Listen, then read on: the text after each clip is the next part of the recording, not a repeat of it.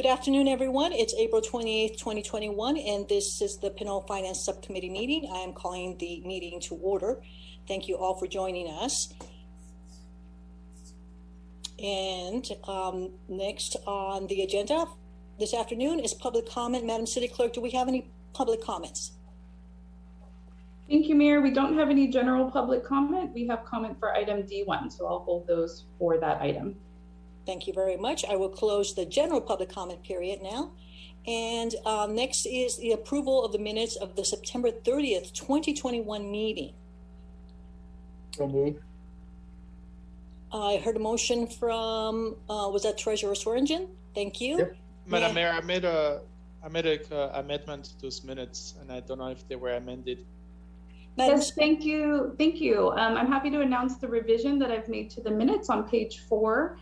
You'll see that under the motion, there's two things. One is to include the vote count, which was a unanimous 3-0 by the board, the committee. And the other is just to correct in the last name Martinez Rubin to have it be a not a slash, but a dash instead of the slash that's listed there with those two revisions. Oh, I missed that. And maybe also the accent mark sloping toward the right. Definitely okay. Including that as well. Thank you.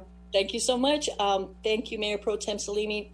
I heard a motion to approve the minutes from Treasurer Swearingen. Do I have a second? The motion is still there, and it includes the amendment. Thank you very much. Do I have a second, please? Second. Thank you. All in favor? Aye. Aye. Any objections? I think there are 3 of us committee members. We all get to vote, and that's a unanimous vote. Madam City Clerk, thank you all. Next on the agenda is business item D, and that's the preliminary proposed long-term financial plan for fiscal years 2021-22 through fiscal year 2025-26. And we are here as a committee to review this document and provide direction. Presenting the plan is Director Guillory. Director Guillory, please. Thank you, Mayor Martinez Rubin, Mayor Pro Tem Salimi, members of the Finance Subcommittee, City Manager Murray, city staff, and members of the public who are joining this meeting. So I am going to share my screen, and we're going to walk through the document.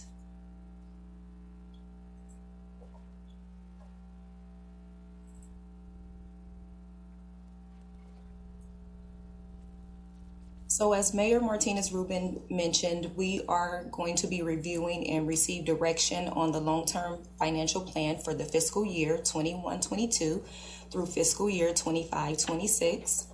It should be noted that this is the preliminary proposed version of the long-term financial plan.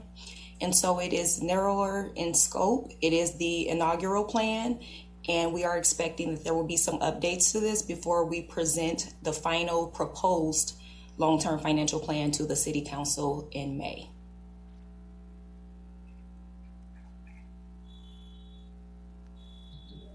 So in February of 2020, the City Council adopted the City of Pinole Strategic Plan 2020 through 2025. As a part of the strategic plan, there was a strategy for staff to develop a long-term financial plan, which is being presented to you today.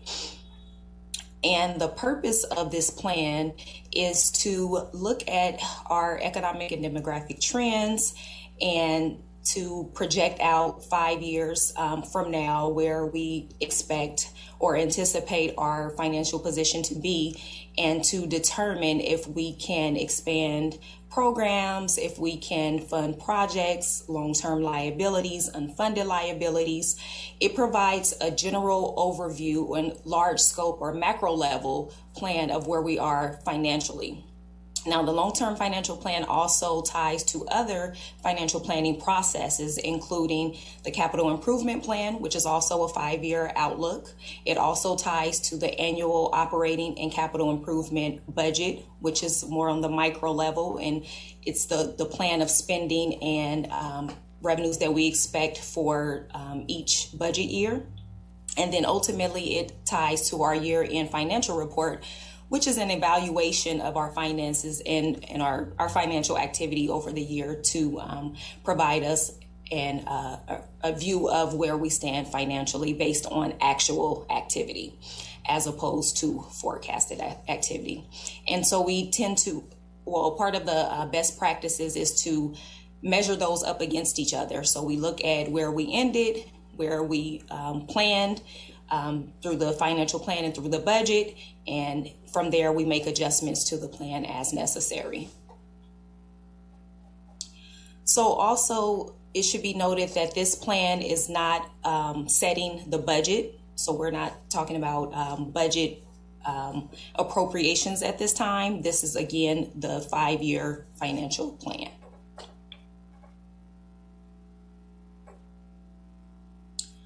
So as I mentioned, the purpose of this is to provide the city with financial and operational information for decision making.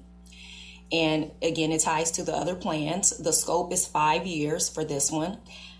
Staff went through a full development process to devise this plan. We use best practices, industry standards. We also refer to publications by the Government Finance Officers Association and follow public finance best practices. We also review peer agency plans in putting this document together. So the purpose of forecasting also is to see where we are today and to project out into 5 years. We look at the economic conditions. We consider various scenarios. We also develop a set of assumptions upon which to base the forecast. It also informs us of where we are in terms of financial capacity, and it gives us an idea of what we can afford to fund over the long term.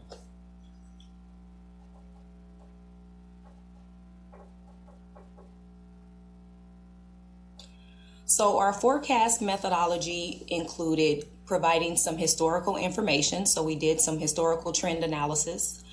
We used the mid-year budget as the baseline.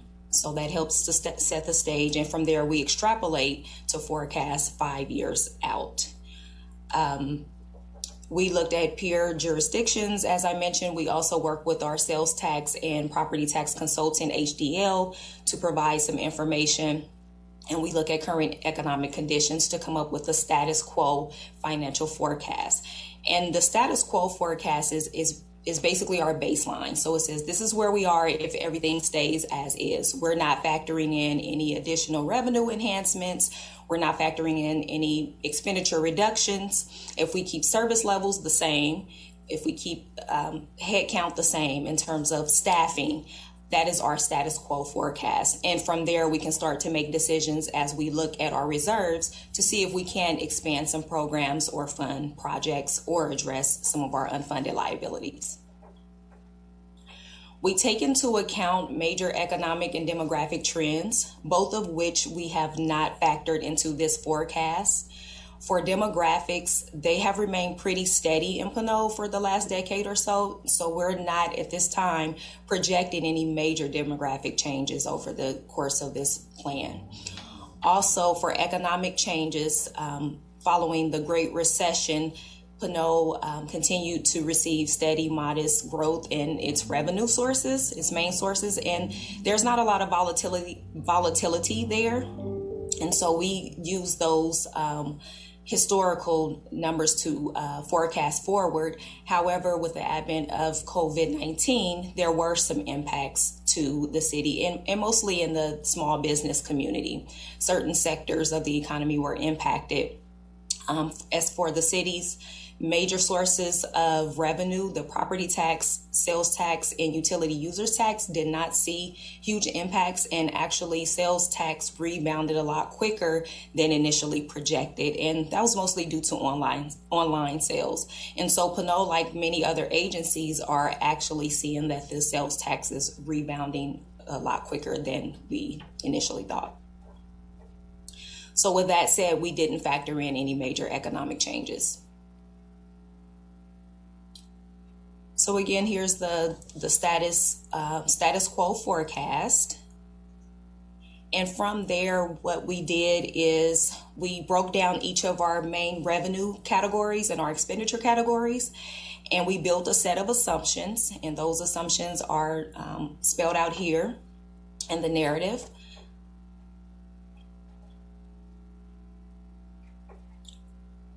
And from there, we did an updated forecast, which is still status quo with just a couple of changes. So the city did undergo an organizational assessment.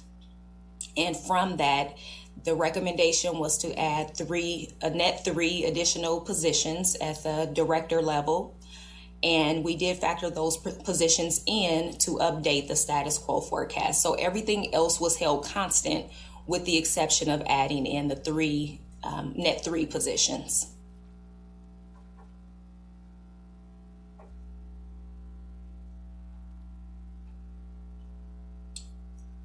So again, with this forecast helps us to see where we are, and it actually surfaces and brings to light some of our challenges and some of the opportunities that we may want to address, and some of those in the form of reserves that we have to be able to expand some programs and fund some major projects. So for some of our challenges, again, we didn't have major impacts to our major sources of revenue, but we did want to look at some of the feedback that we received from a survey that was done in 2019 to look at what are the priorities for community members and things that we want to potentially address through the long-term financial plan. And this is an opportunity to do that. And so we see here the results of that survey. We're also going to be deploying an updated survey out to community members to get more input and feedback on things that we may want to address through the long-term plan.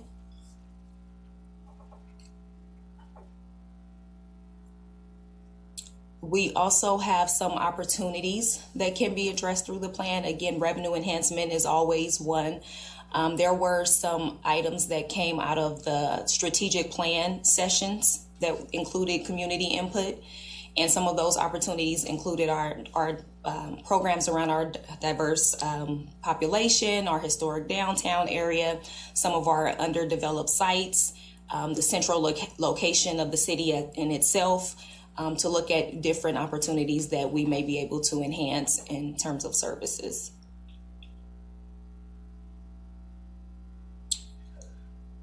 So for policy alternatives, we looked at additional discretionary expenditures that may need to be addressed. We didn't necessarily characterize them as challenges, but things we may want to look at addressing, considering our reserve levels. And some of those includes our unfunded and deferred liabilities. For compensated absences, we may want to consider setting up a fund where right now we pay those on a pay-as-you-go basis, but we could eliminate that liability by setting aside funds for payouts for vacation, sick leave, comp time, and then also when employees separate from the city. We also have our unfunded retirement or pension liability. We are actually funding that through the annual budget, so that is being paid, but the cost is continuing to rise, and then with the impacts of COVID on overall market conditions, we are seeing that the returns on investments may be lower than projected, and if that should be the case, public agencies in the CalPERS system will be responsible for funding those additional liabilities. So we could look at ways to fund that. Other unfunded liabilities includes our other post-employment benefits. That is currently paid on a pay-as-you-go basis. So this is something we may want to look at setting aside funding for. We also have a number of deferred maintenance and capital improvement projects that we could consider funding. And then also enhancing our personnel recruitment, training, and retaining staff. We have information technology systems, wanted to look in that area, especially with COVID and having to do business a little bit differently than we have in the past, and looking at hybrid systems for public meetings. And so we are looking at the information technology systems, and an assessment will be done on that. That's actually one of the strategies in the strategic plan. And then looking at vehicle and equipment replacement and assets as a whole. So we do have an asset management system that will inform us on things that have reached their useful life and may need to be replaced or repaired. And of course, service and program expansion is always an area to be visited when we're looking at long-term planning for sustainability of services in the community. Expansion of existing services, looking at economic development. We are or will be bringing on a consultant on board pretty soon. Again, this was one of the strategic plan strategies, is to work on our economic development plan and look at ways to enhance our revenues. That'll be one thing to look at. So environmental programs, fire services, we recently had the fire study. We'll look into housing assistance, youth support, education, and a number of new services. So we wanted to just take inventory of some of those services and hearing some of the feedback and requests and demands from the community and laying those out here for you all to look at and make some decisions around. We also looked at additional reserves. Currently, the city's policy is to fund our reserves at 50% of total general fund ongoing expenditures. And we are above the 50%.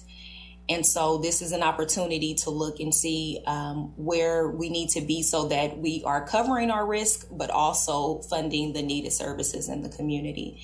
And so we did do an assessment on our reserves using a tool that is provided by the Government Finance Officers Association to determine about where we should be. And it looks at different levels of reserves based on things like volatility of your revenues, volatility of expenditures, how many other funds is the general fund supporting. So it looks at a number of metrics, and then it provides a rating and tells you about where you should be. And the city of Pinole reserves was determined to be low risk, which gives about a 30% level needed to fund or to keep a stable in reserve balance. So we're at this time not recommending to change our policy. It is just one of those items to be considered as we go through this process. And then here's a list of additional alternatives, looking at additional revenues such as ballot measures, fee revenue, parcel tax, assessment districts, and then on the flip side, also looking at some expenditure reduction options. So we're, for this, we're looking at reviewing our other post-employment benefits program and how that's set up, and seeing if we could make any adjustments there. And then also looking at process improvements and efficiencies just throughout the city and the way that we do things and carry out services. One of those to point out in terms of process improvements is moving toward more automated processes where, for example, community members could go online and pay for business license or pay fees as opposed to the paper process. So for this plan, again, this is the first plan. This is the inaugural plan. It does not identify any optimal service levels, but we did want to lay out the options. So the idea was to show, here's where we are. This is where we're projecting it to be in 5 years. Here are our reserve levels. Here are some items that we want to consider in terms of revenue enhancements, expenditure reductions, and other policy alternatives. There are other things that we may want to address, such as our unfunded liabilities, and also program expansions and possibly funding capital improvement projects. And so for this, what we hope to get from this is feedback from the Finance Subcommittee and also members of the community. in what you would like to see be included in the long-term financial plan. And the idea is to bring back the revised plan and then ultimately bring back the final proposed on May 18th. And if council wants to see any adjustments made there, we would bring it back again to a later date after the May 18th date.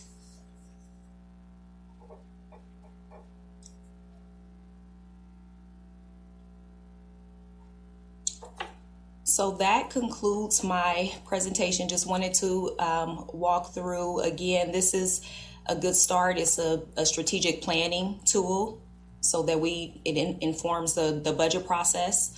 And then it's also used as a guide to guide us to where we want to go in terms of service delivery and also determining our financial capacity. So with that, I am open for any questions or comments.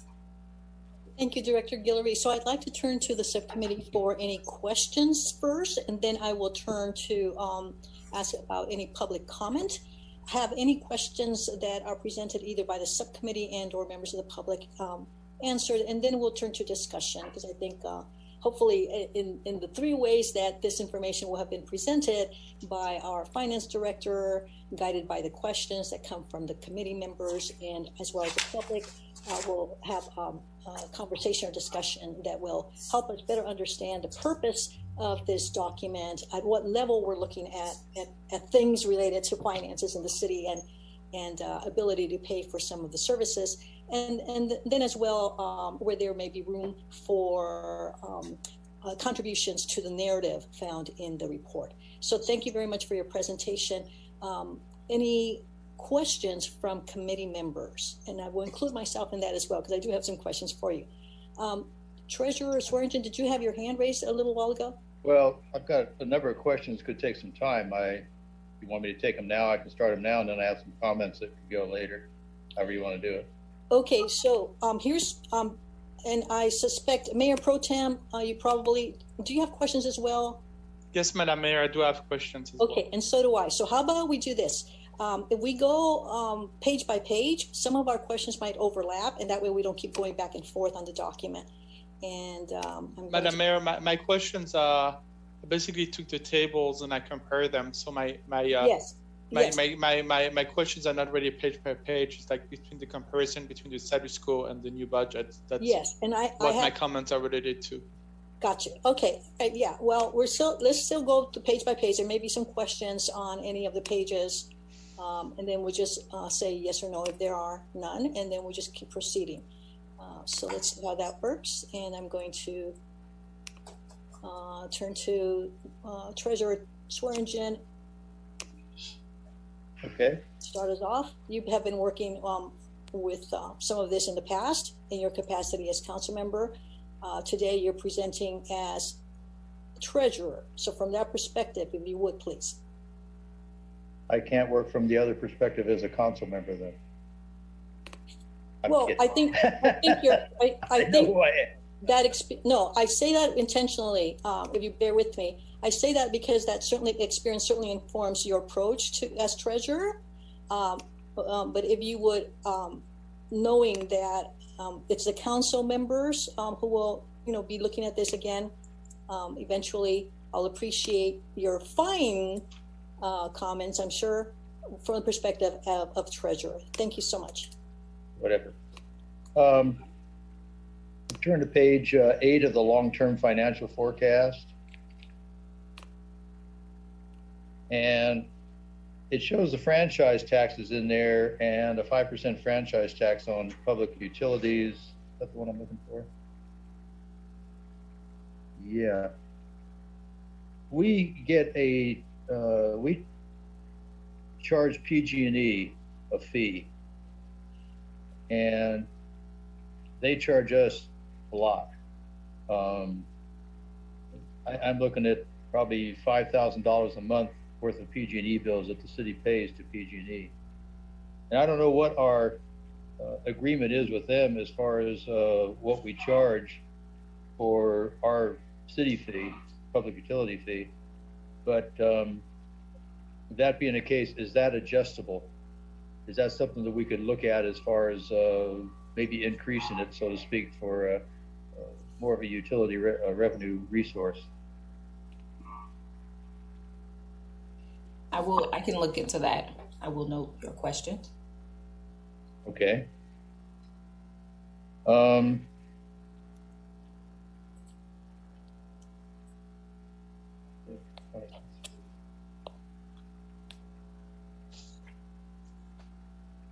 Yeah, we have some, I'm just going to revert back to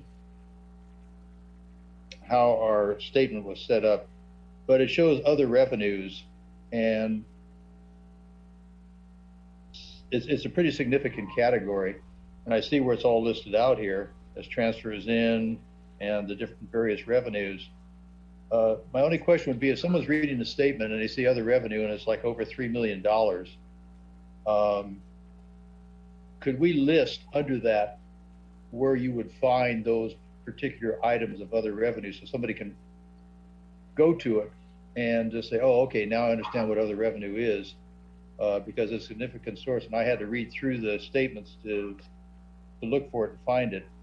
I mean, it's done well, don't get me wrong. This is an excellent presentation. I just thought we might add a little bit of clarity to the other revenue so that it would stand out to somebody who's trying to figure out what other revenues are. That's just a clerical thing. I don't think that has anything to do with anything else. That was just a question. Absolutely. Okay. Page 7.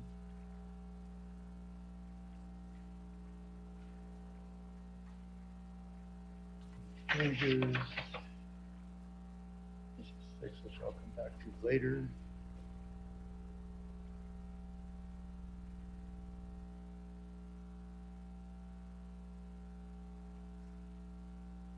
Okay, on page 9, capital outlay, and we were looking at capital outlay will decrease from $315,000 to $150,000 per year.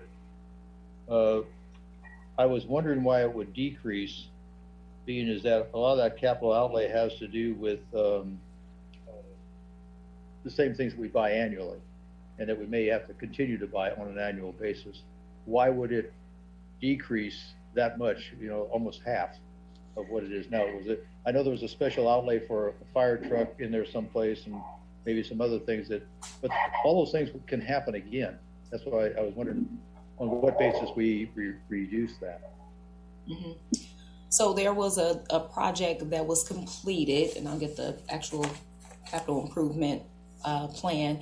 And we should also keep in mind, though, these are not the major capital improvement plans or capital improvement projects. Those are included in the capital improvement plan. These are more of the ongoing smaller projects at the department level. So it's showing us going down because there was one project that was completed. However, we are still working on the capital improvement plan, so this will be updated.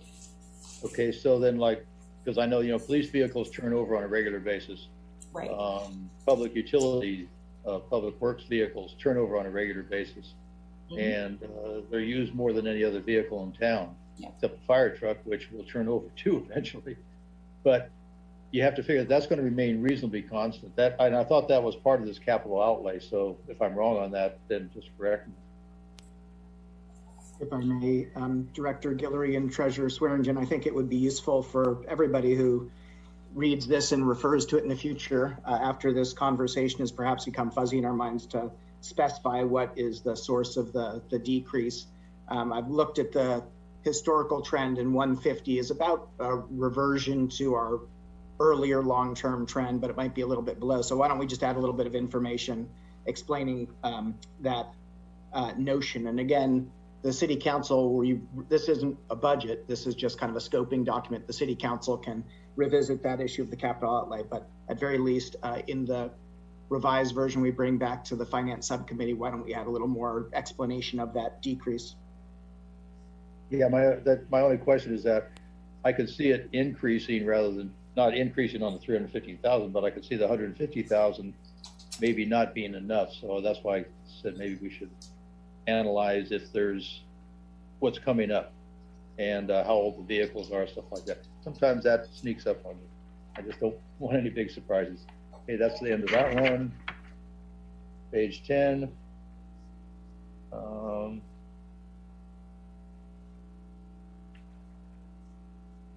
Budget staffing low forecast.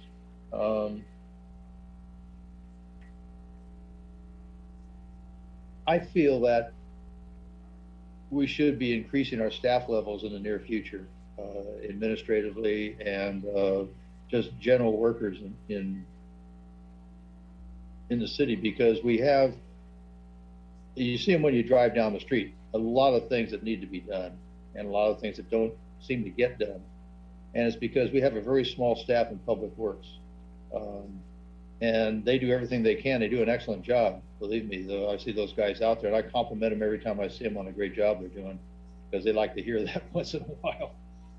So let them know it's appreciated. But things like street signs, Pinole Valley soccer field, which is now just basically a dog park. It's not even a soccer field anymore. If you want to make it a second dog park, that's fine. But it's totally dilapidated, and it's really embarrassing when you go out there and you look at that. And that's all it's good for right now is a dog park. So I'm looking at, we aren't able to get to a lot of these things to work on them and to maintain them.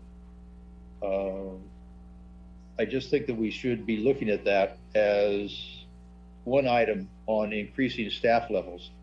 We need staff level increase at City Hall. I think you need a couple more administrative assistants at City Hall. I think that's brought out here. I think that you may want to look at your police staffing, because I think they're a little bit on the shy side, because if you lose a couple of officers to disability, you're really short on staff. So those are things that I think that we may want to look at in doing our proposed budget staffing level forecast. So I'm asking that, we take a closer look at that. And that doesn't need an answer. I'm happy to provide a thought on that, which is this in a long-term financial plan, you have one of the building blocks is a long-term financial forecast, and the city, I think beginning under your leadership, Treasurer Swearingen, began to do a 5-year general fund forecast and incorporate that into the budget. And then a plan is intended to take that to the next step, where that's usually a status quo, meaning same number of employees, same programs, basically. If we don't change those things and are just influenced by environmental factors, demographics, economic cycles, what is our financial condition going to look like in 5 years? Sometimes financial plans have multiple forecast scenarios. And so this is what we're providing basically 2 forecast scenarios, and you can have multiples. You might have a pessimistic economic forecast scenario, an optimistic economic. The simplest version is to have just the status quo, which we've included. And then we wanted to include one more forecast just to provide a sense of something a little bit different and some perspective. My anticipation, so again, this is just a scoping document that's supposed to surface all of the major financial and budget issues the city is going to be facing. I did want to call out these positions in particular because I think they're so critical to the basic functions of the city that they need to be called out. The city council has tasked staff with responding to a bunch of other potential budget changes in the budget document. So I'm certain that we will be talking about issues such as police staffing, public works staffing, sewer system staffing, park maintenance as part of the budget process. So that comment that's something that you think the city should be looking at will certainly be surfaced by city staff as part of the upcoming budget process. Okay, thank you. And yes, I did start the 5-year financial plan 10 years ago, and we're finally getting to it and really getting it. And I'm really happy about what I see, because I've been looking for this for a long, long time. And I'm just so happy that we have a projection out there and we have something that we can look forward to, because we never had it when I first got back on the city council. That's just a comment. Page 21, it shows new federal funding. It shows the American Rescue Plan Act. How does Pinole benefit from that, and what is it? So that was the recent Senate bill that was signed into law, and we are expecting Pinole to receive about $3.6 million before the end of the current fiscal year. And that's a one-time. It's a one-time, yes, and it has to be spent by December 31st of 2024.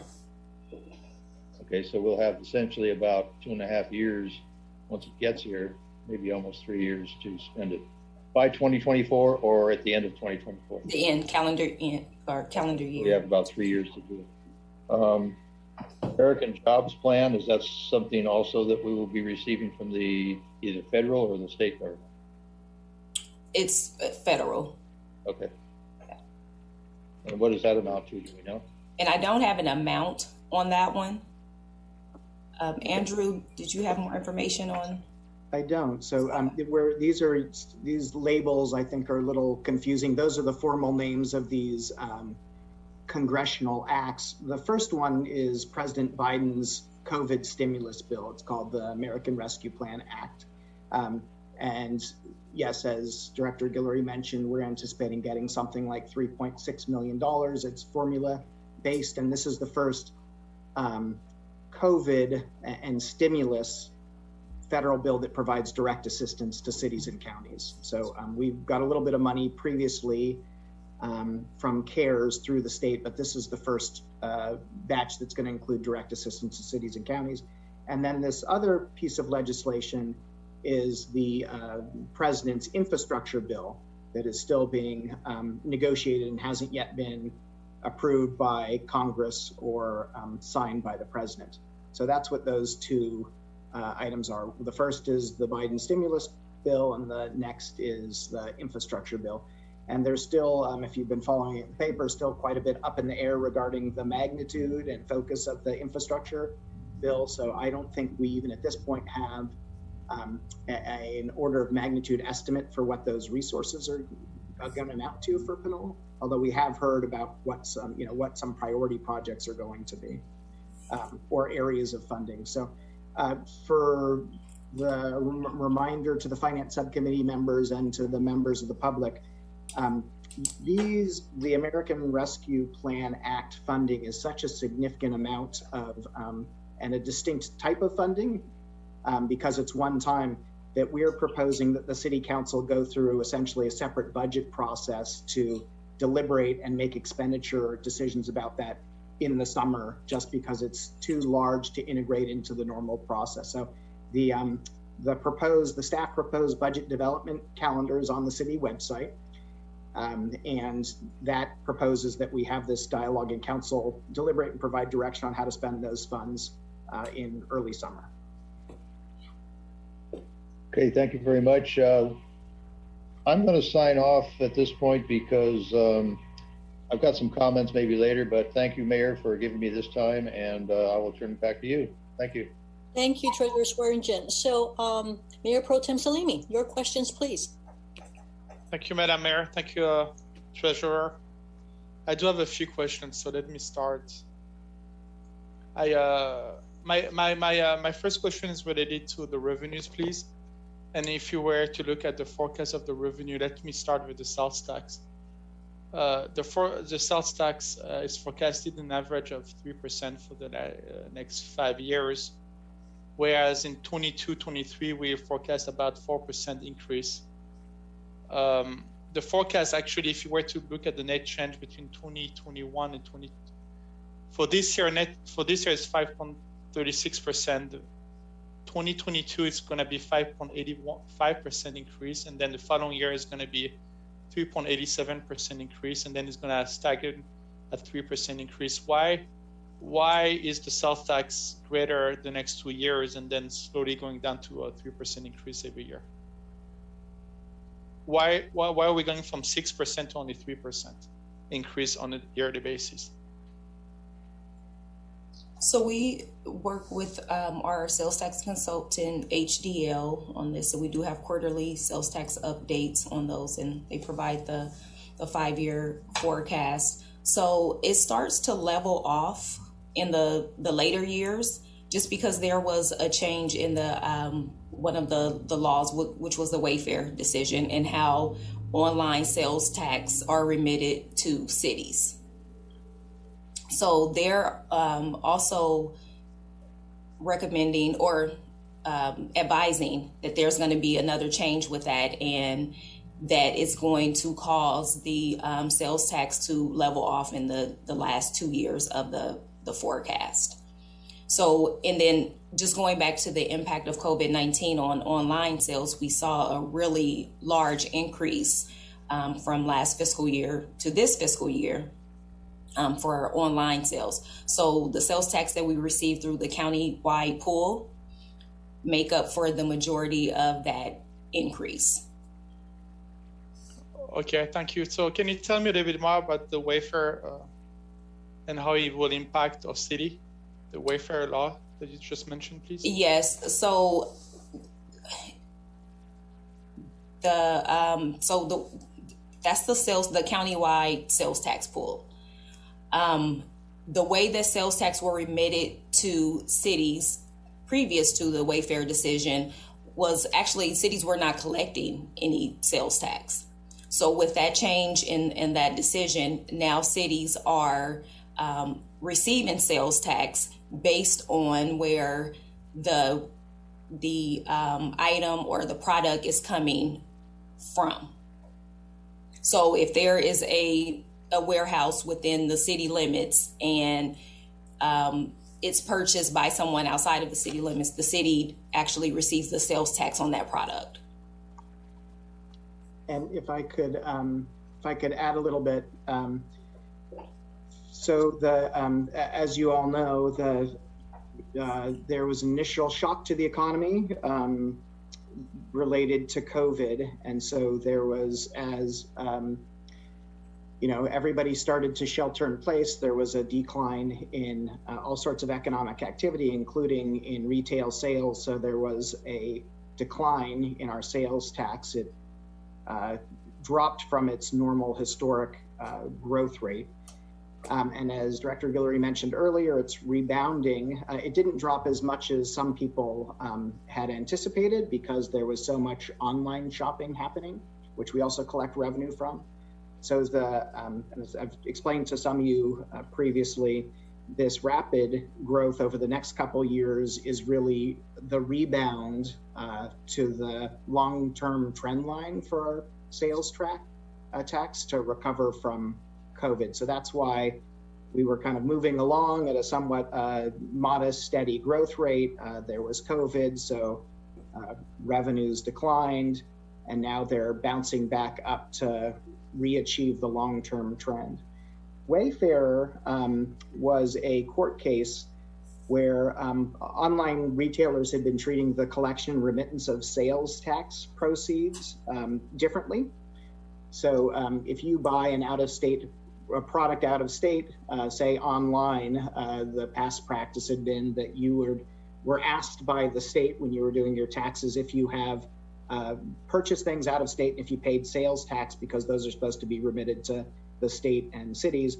And online retailers were not doing anything to hold purchasers, consumers accountable. The Wayfair decision required that the online retailers collect sales tax on their transactions and remit them to the states per what the allocation process is.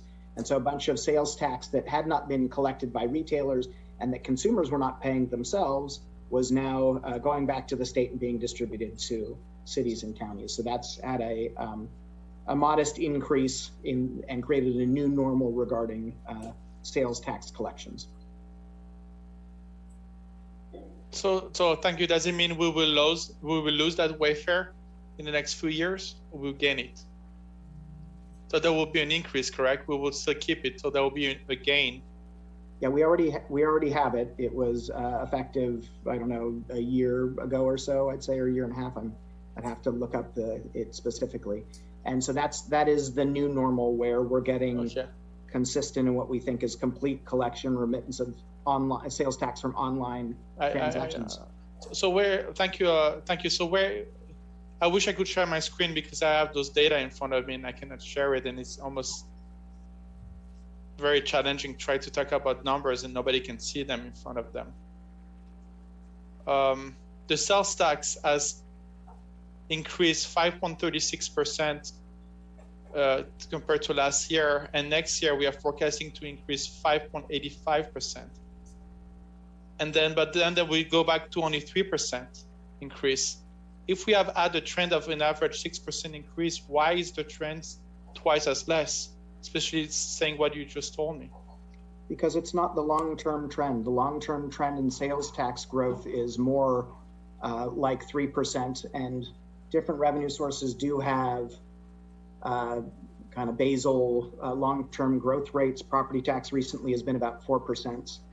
For both of those things, we actually pay a service, HDL, to identify any entities that might not be paying their sales tax so we can work on collections, but also to give us very precise forecasts. So I'm happy to, thank you. And perhaps as a future finance subcommittee item, we could have a presentation by those consultants. But they are, there are two main firms that do this for almost every California city. Their bread and butter is providing accurate forecasts of these revenue sources. So our budgeting process here in Pinole and in most other cities is to take what those experts have told us. They have many more tools and much more expertise in forecasting these resources than we have, and rely on those. So I'm happy to schedule a presentation, or maybe, and in addition, well, let's hold off on that and we'll see if the subcommittee might like to schedule that for the future. But in the meantime, let's look at that paragraph on sales tax and provide some additional text, because if we don't have enough explaining the dip and then the rebound, I think that's a question, Mayor Pro Tem Salimi, that will probably occur to anybody who does their own quantitative analysis. So let's plan to add some detail on that. Thank you. I am looking, my next question, if I may, Madam Mayor, my next question is related to the Measure S 2006 and 2014 sales tax forecast. I'm looking at the actual, which is the 2019, 2020, and the 2020, 2021. The rate of increase on the actual is not the same rate of increase as the sales tax. Since they are both connected to one each other, I would assume the rate of increase of actual should be the same. Why is it not the same? Because they are proportional to one each other. Yeah, can you, Mayor Pro Tem Salimi, is there a table, what table are you looking at, just so I can have the same numbers in front of me? Yes, I'm looking at the table on the status quo page. Okay. And I'm looking at the Measure S 2006 and 2014 local sales tax revenues. Yes, got it. And then you can see that the rate of increase in sales tax was about 5.36% from 2019 to 2020, whereas for the same time period, the rate of increase was only 4.87% increase. And the reason I asked the question is because they are connected to one each other. If one increases by 10%, the other one should also increase by 10, because they are coming from the same source. Yeah. So I'll take a crack at answering that, and Director Guillory, feel free to fill in if I miss anything. The regular sales tax and what we call our local sales taxes do not actually tax the same sales base. And so it's a little bit of a misnomer. They're actually slightly different types of taxes. The Measure S's are really what's called transaction and use taxes. And one of the main, so although they are applied to a lot of the same sales, one of the major differences is that TOT is collected on the purchase of a vehicle, and Director Guillory, correct me if I get this wrong, collected on the purchase of a vehicle in the location, the jurisdiction in which the vehicle is going to be registered. Whereas for sales tax purchases, the regular sales tax is allocated to the jurisdiction in which the sale takes place. And so although we kind of colloquially describe our local transactions and use taxes as local sales tax. They actually have slightly different bases, but on some big ticket items. So we wouldn't expect them to move in exact lockstep for that reason. There may be some other nuanced differences, Director Guillory.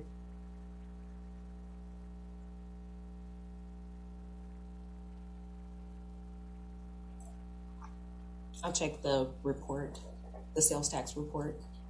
Okay. Thank you, City Manager. That really helps. I wasn't aware of this nuance. My next question is related to the utility tax, user tax, the UUT. If I were to look at the actual numbers, the increase from 2020, 2021 compared to 2020, 2019, we had an increase of 4.76%, whereas the forecast is only 1%, which is almost four times less. Why is the forecast for the utility UUT only 1% increase on a yearly basis when I look at the numbers, we have had over 4% increase yearly for the last 2 years?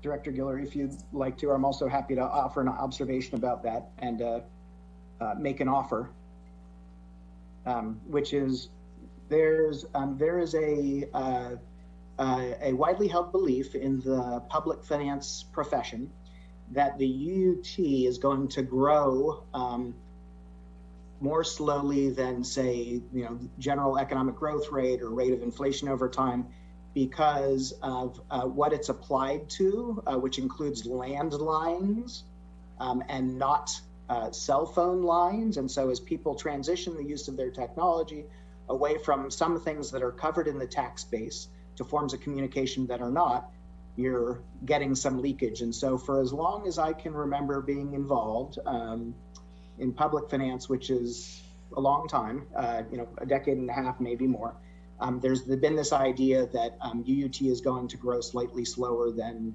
the general rate of economic growth. It's not a huge revenue source. It's significant, but I think we'd be happy to review that assumption and change the forecasted growth rate if it seems reasonable. So why don't we make a note, Director Guillory, to review the trends and also connect with some of our professional peers. We do not have an outside expert that does the forecasting on this, I don't believe.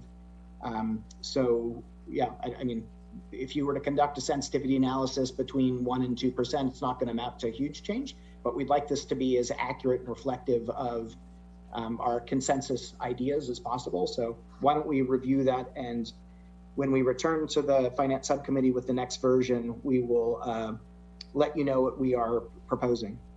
Thank you, City Manager. You just mentioned that the UUT does not include cell phone, but only landlines. Is this something that the city can work on, including the cell phones that limited, or we cannot include cell phones? It's limited by law. Yeah, I'm starting to wade a little bit into out on a limb a little bit. My recollection is that there's some state legislation that was proposed or is being proposed that would expand the base to cover those, because otherwise there's a slow reduction in that revenue source. So we will get back to you on that.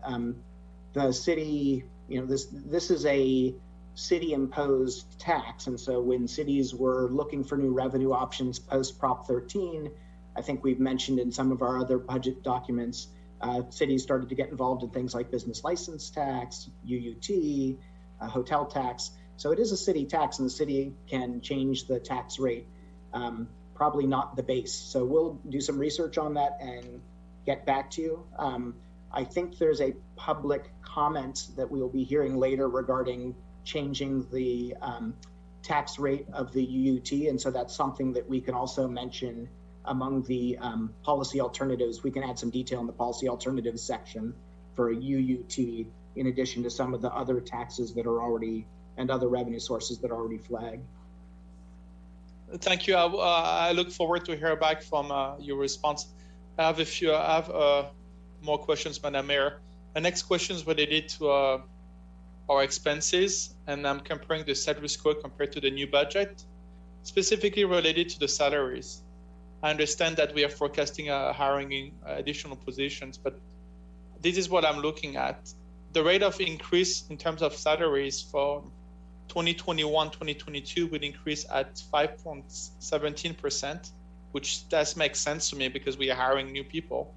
But the following year, the rate of increase from 22-23 is only 1.24%.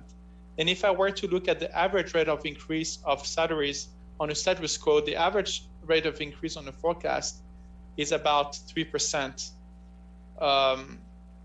And if I were to also exclude in the new budget those numbers of 5% increase, which is the first year, which is out of the norm because we're hiring new people, and the following year only 1%, the average is also 3%. So my question for you is, why is the new budget increase of salary in 2022-2023 only forecasting 1.24% when the average has been known to be 3%?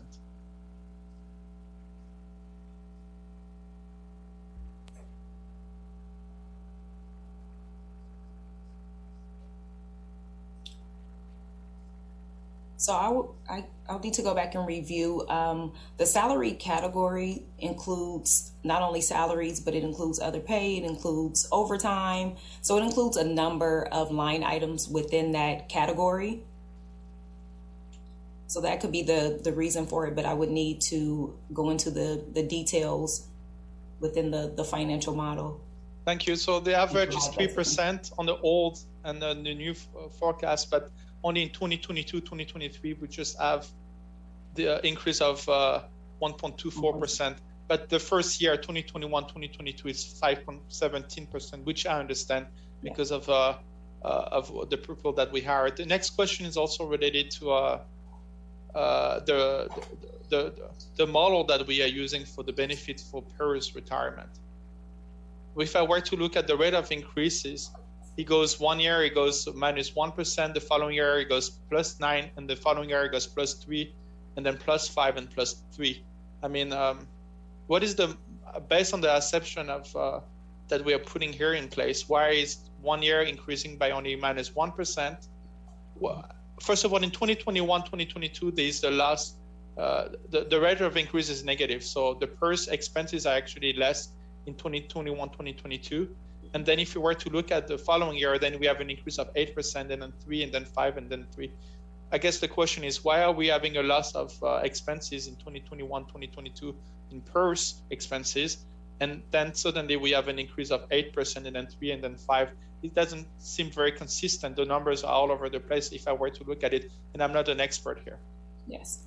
Understood. So there's a combination of things there. So we use the PERS rates from the annual valuation reports for our 5-year forecast, but there is also an additional employee contribution to PERS.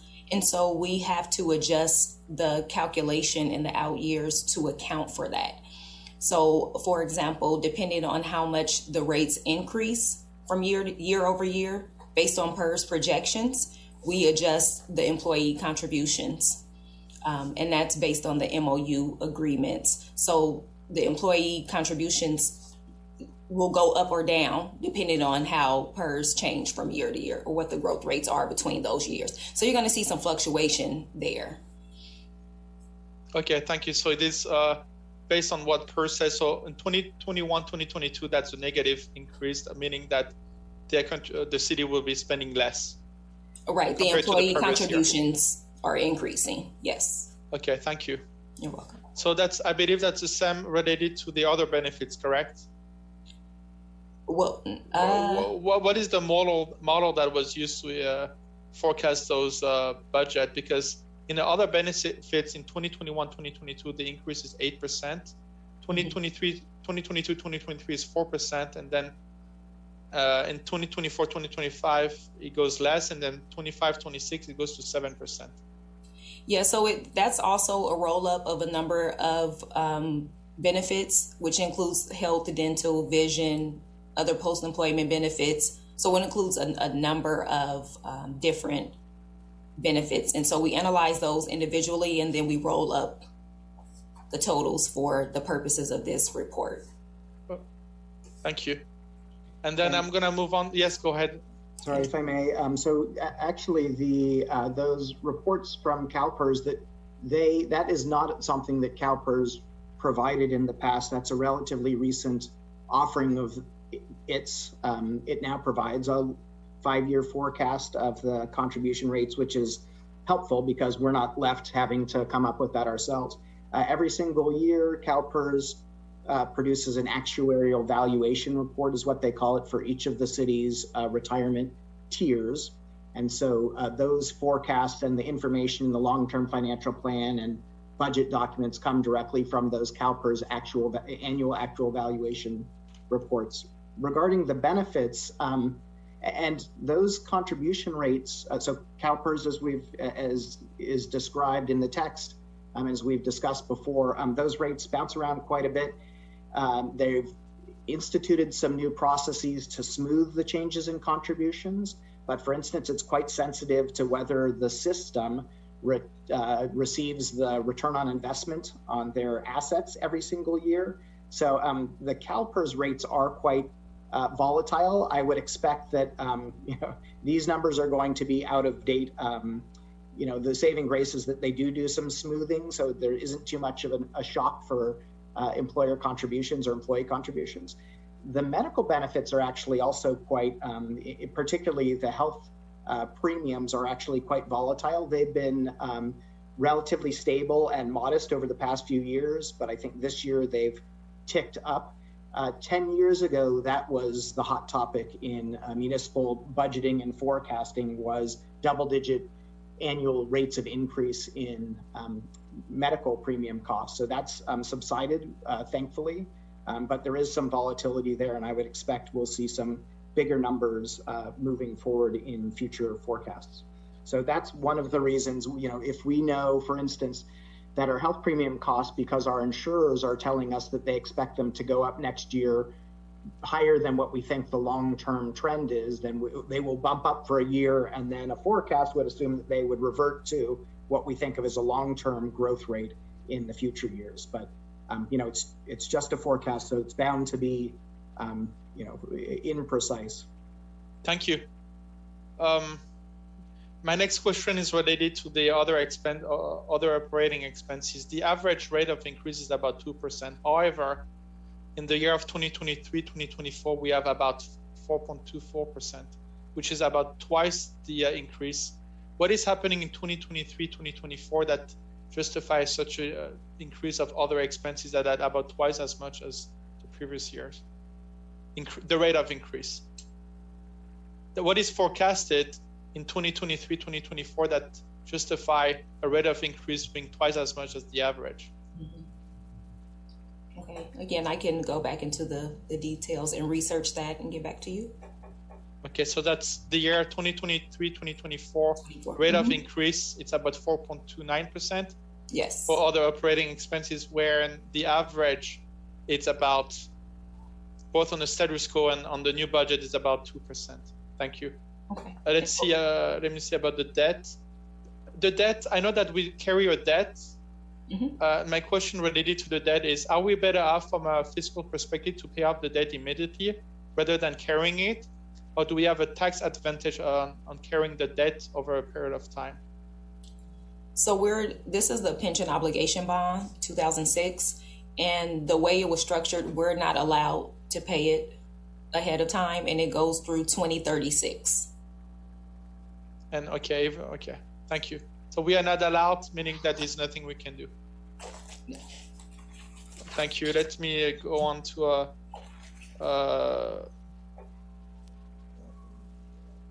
I guess later on, as part of the conversation, we can take up the capital projects. I know that the capital project that keep decreasing. 21-22, it's minus 85%. 22-23, it's minus 52% compared to the previous year. And then it goes to 0% increase over the next 3 years. It's knowing what we need to work on and knowing what the council has on its agenda, I think it will be probably wise to revise that capital project revenue, because decreasing by 85% in 21-22, and then by another 50% in 22-23, and then no increases at all for the remaining 5 years. I think it's too aggressive, and I don't know whether the item that the city council would have to, and will put on the agenda, but I will assume that is a significant amount of money that would need to be dedicated for that, especially when you look at the state of cities. A lot of pothole and a lot of street needs to be fixed. That's one of the comment here that I have, and I don't know why we'd really suddenly put minus 85% and minus 52%. Is there a reason why we just decrease them like that? Yeah, so it was based on the capital improvement plan that is in place now, and staff is working on the updated plan, which will come before you on May 12th. So I do remember the capital, Director Gilroy, I do remember the capital, the CIP, and from what I remember from the last 2 years, everything keeps getting projected 1 year later. We do have a list of 10 projects that we need to work, and then we don't get an update of what happened that specific year, and we end up only working on one project, and everything that was supposed to happen then is forecasted another year. It looks like a schedule that the data line keeps moving on a yearly basis, but I hope that by increasing the number of staff, City Manager Murray, that we can catch up on those capital programs so that we don't get to put what we needed to do yesterday tomorrow. Yeah, there's actually a number of different thoughts included there. So yes, certainly the intention of adding a dedicated public works director is to add bandwidth in capital programs so that we can get those projects up and out the door. We're actually completing a number of capital projects, just not as many as are scheduled. This is, as Director Guillory mentioned, this $150,000 a year comes out of the adopted capital improvement plan. I think the City Council will be looking at a proposed new capital improvement plan in just a few weeks' time. I do think it makes sense to have an escalator. So even if we agree that $150,000 is the right amount of, and again, this is just for small projects that are really just maintenance projects. They're not major capital projects. In any event, seems like we should have some sort of cost escalation in there. So that's something that I'll discuss with Director Miller and Director Guillory when we're putting together the capital improvement plan. Thank you. Thank you. My next question is related to the one-time expenditures. Why is that we have an additional one-time expenditure in 2022-2023 in the new budget? If you were to compare the new budget compared to the status quo, we have an additional $22,500 in the new one-time expenditure that we did not have in the status quo budget. And what is that related to? The $22,500 is for the election years. That's interesting. Okay, so we have 22,500 for the election years. So I'm just curious why that was not included in the old budget. I'm not sure. So we do have one-time expenditure of 22,500 in 22-23. Yes. And we also have it in the new budget for the year 24-25. However, in the old status quo budget, we did not have one-time expenditure budget in 22-23 for the election. That's when I were to. So I'm just curious why it was not in the 22-23. But that, if you made that correction, and then we have included, so we don't really have to have an answer to that one. What matters is that you included it on the new one. Thank you. Let me see if I have an. Can you tell me a little bit about the interest rate and how we forecast our interest rate in terms of the percentage of what we expect to get in the revenue? You do have a table for interest rates, and can you tell me a little bit more about how you forecast that interest rate to be over the years? For interest rates? Yes. The revenue related to the interest. How do you know? How can you forecast the revenue is going to be specifically this amount over a period of time? For the interest income, is that Yes, ma'am. Yes. Okay. So for interest income, we typically look at historical. We have to look at historical trends, and then we have to also look at how the reserves are growing, either growing or decreasing, and we make adjustments from there. It's a very conservative estimate for interest income. And then if I'm looking at the surplus and deficit for the year 2021-22 forecast, and I see that that number is negative, minus 34,515. The forecast on the surplus deficit on the new budget for the year 2021-22 forecast, we are minus $34,514 deficit. Is this? Can we work out on the amount of transfer in so that we end up having at least being zero but not being negative here? We could always look at and not necessarily looking at one area in particular, but looking at the full budget, looking at the revenue and looking at the expenditures to see if there is areas for adjustment where we could balance the budget to zero. So yes, transfers in would be an area to look at, but we would assess all areas of the budget. Okay, thank you. Because when I look at the deficit surplus, and we are basically in the forecast, we are almost positive every single year. But in 2021-2022, we have minus almost $35,000, and I think it's just a matter of increasing the. Here it is. Yes, on page 23 of 36. Yes. Total expenditures, surplus, deficit, and I believe you can see minus 30. That's minus $34,514 here, and that's a forecast. So if we can work around so that the numbers becomes positive, by either increasing the amount of transfer in, because I did look at the transfer in amount, and that transfer in amount did increase compared to the status quo amount by an average of $130,000 per year compared to the status quo. So if we can increase that amount and transfer in so that number is not negative, I think that would be great. That concludes my question, Madam Mayor. Thank you for waiting 3 hours for me. If I may just offer a comment on Mayor Pro Tem, your last comment. These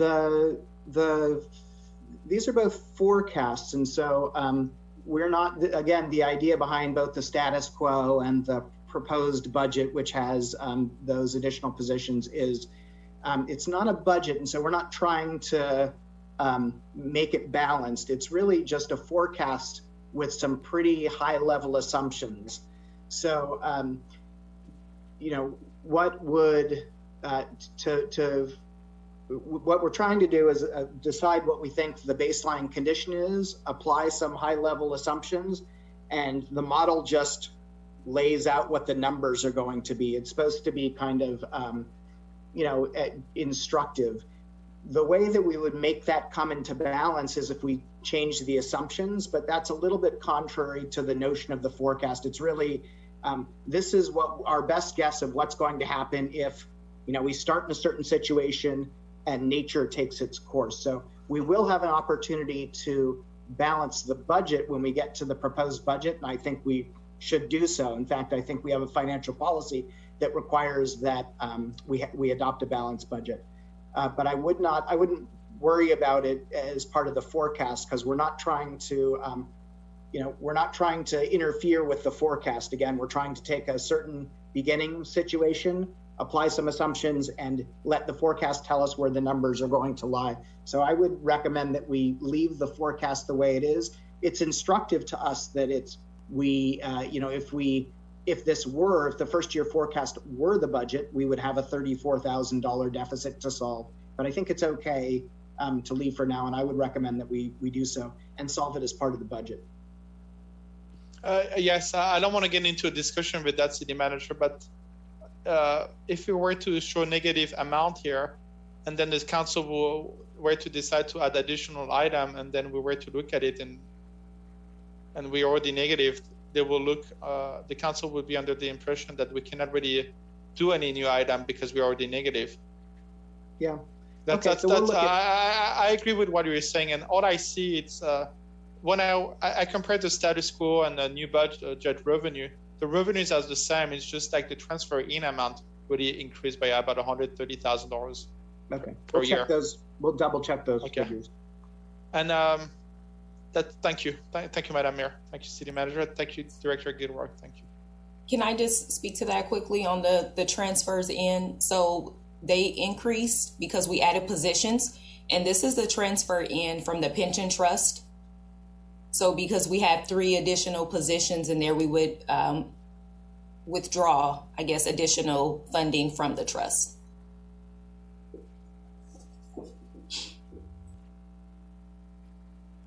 Thank you, everyone. Your questions and as well as the responses. I have a few questions about the narrative and then also the tables to better understand certain categories that are on our budget forecasts. So let me just turn to something very simple. On page 4 of the forecast, under the demographic and cultural changes, would it be helpful to insert there a reference about the relatively small increase in population over the term of the financial plan, given that the census data recently came out?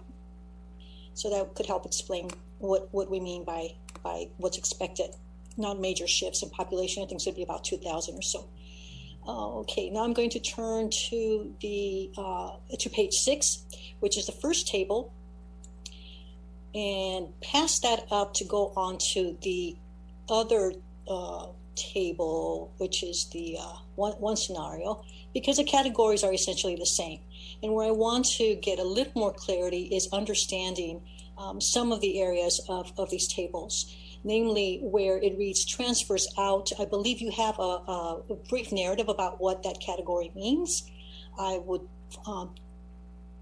want to see something similar for the general reserves adjustment, how that comes about, generally speaking, how that comes about, as well as expenditures transfers out and expenditures other.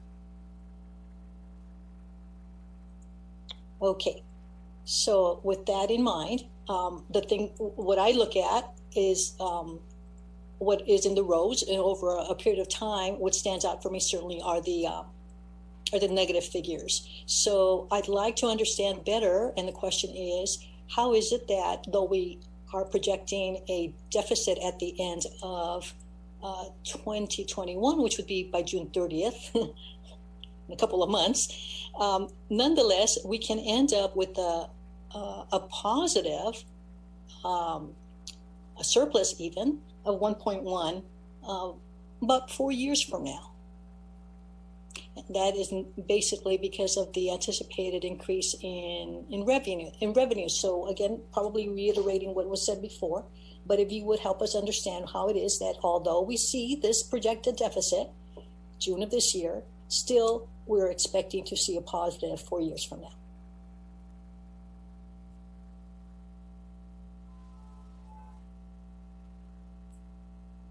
We will include that in the narrative. Thank you.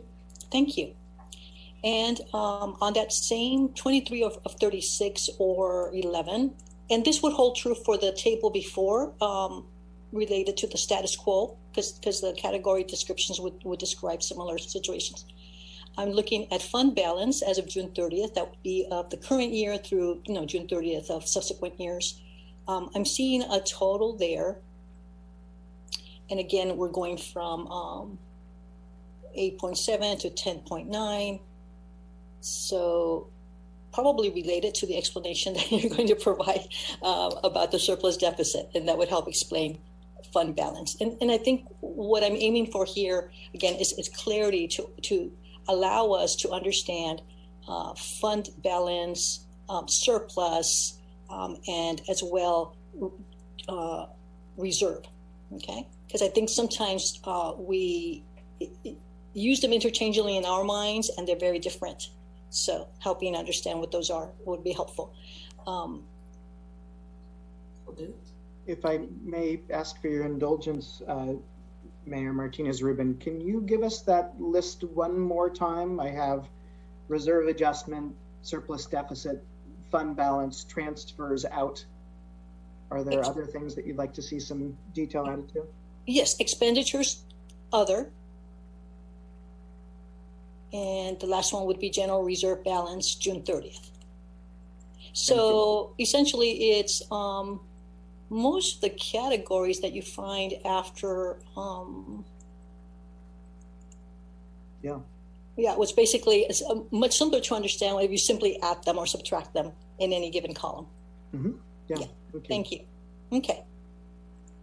And let me tell you about something fun that I discovered, but I know we have to rectify that. Otherwise, we wouldn't even have this discussion.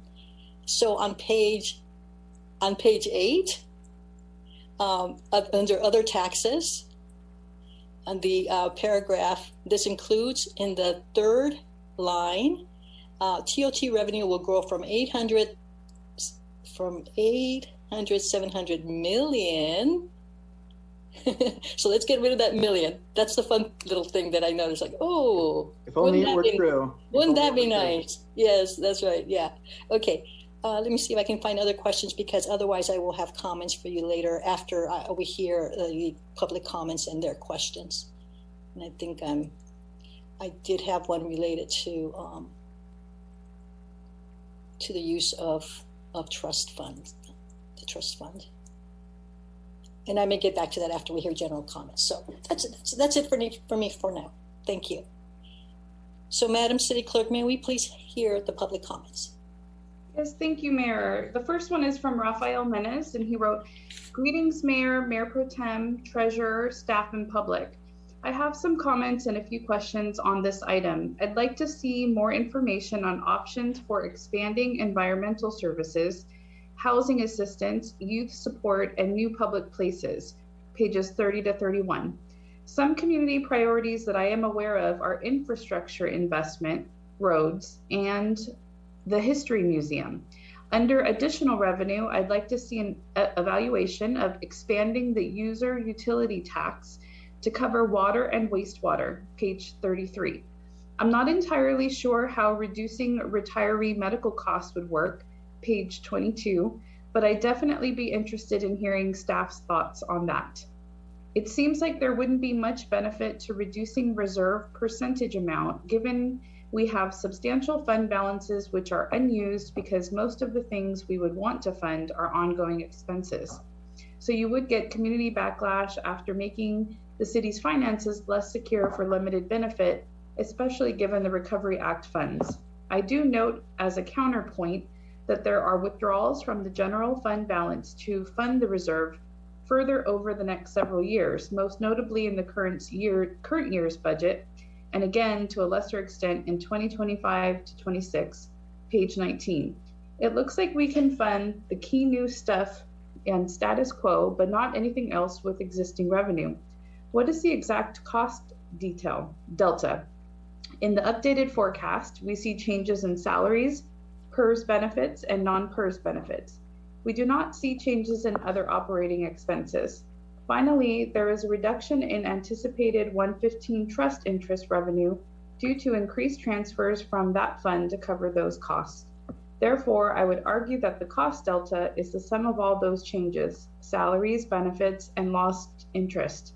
By my calculations, that value is $680,450 in fiscal year 21 to 22, $529,773 in fiscal year 22-23, $554,577 in fiscal year 23-24, $571,272 in fiscal year 24-25, and $614,322 in fiscal year 25-26. Why is there a sharp drop in the cost difference between fiscal year 21 to 22 and fiscal year 22 to 23? Ordinarily, I'd expect an increase for inflation, as you see in years following fiscal year 22-23. It looks like the rate of increase in salaries between fiscal year 21 to 22 to fiscal year 22 to 23 is lower in the new staff forecast. You see a rise in salary cost, 1.24% for that year, versus a salary cost rise of 3% in the default forecast. And finally, my questions. What is the likelihood that our fiscal risk category can change in the next 5 years? Regarding page 20, old core argument was city needs to have 50% reserve in case of emergency. Has that changed? Winding down of experienced staff. Which staff? On what timeline? What retirement cost, vacation time, open CalPERS are going to come due? Excuse me, OPEB, CalPERS are going to come due. HR, city says city will need to increase investment in workforce, page 18. What does that look like? What costs are associated with it? Which, if any, one-time expenses could be covered by Recovery Act funds? City has a strategy for dealing with at least part of PERS cost. Does it have anything for OPEB? What is the expected cost curve for OPEB? Do we have a plan for funding it? What does the opportunity to reimagine retail centers as the physical footprint of bricks and mortar retail contracts 26 mean? Thank you.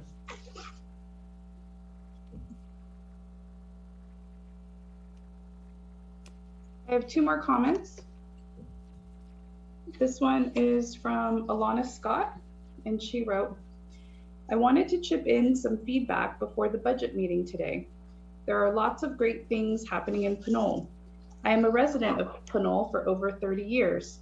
I have recently started getting emails from Maureen Toms with links to city-related meetings and community information, and I really appreciate the transparency and accessibility of those emails, even if I am unable to attend the meetings.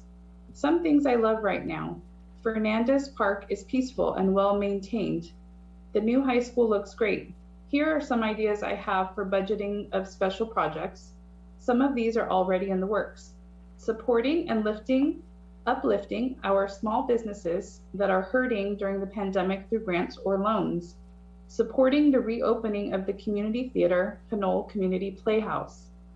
Beautifying the city through trash cleanup, weed eating, weed pulling, planting in certain areas, particularly along San Pablo Avenue, where Pinole meets the city of San Pablo, in the center divide along Pinole Valley Road, along our freeway entrances and exits, and other spots.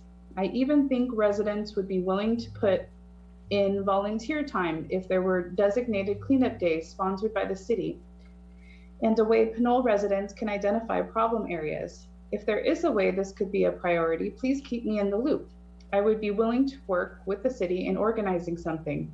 Along that same note, sustainability and discarding of items, trash, and recyclables is something the city can improve on. Perhaps we can use the El Cerrito Recycling Center as a model. A community garden is another way to bring happiness and community to residents, encourage sustainability, and even perhaps make the city some revenue if residents are charged a small fee for access. Supporting schools and students in need via small teacher grants for Pinole public school teachers.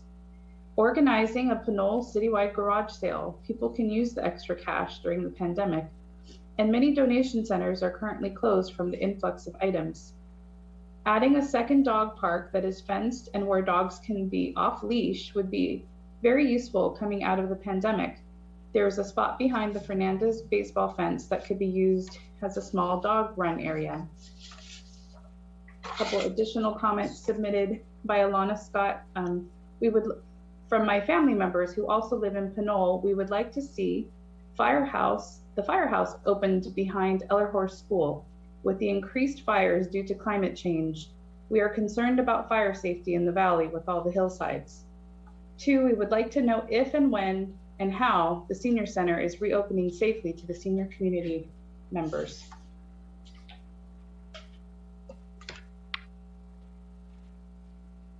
Okay, it looks like I still just have one more comment. This is from Irma Rupert, and she wrote, good afternoon, board members and staff. After reviewing the long-term financial plan, I would like to submit questions, comments to the following topics on item D, business items. Question number 1, page 22, fiscal year 2021-22 proposed budget staffing level forecast. A, 3 new positions recommended. Question directed to Human Resource Director and Community Services Director. Does this mean that you are creating these positions and Assistant City Manager and Public Works Director will inherit these tasks without higher salaries as it has been done before? We need people who have the right skills, qualification, experience in these positions, or we will end up in the same position, no gain. Past positions were not vetted correctly in the past, but promoted lateral transfer personnel to these positions. Please explain. Comment, I would like to see this position vetted correctly. Question number 2, page 25, major challenges. A, how many voters took this poll? Was it mailed out, advertised? Comment, this poll needs to be updated, retaken, and mailed to the public. Redo this poll. This poll was completed in November 2019 before the pandemic, and priorities have changed. Money is tight right now.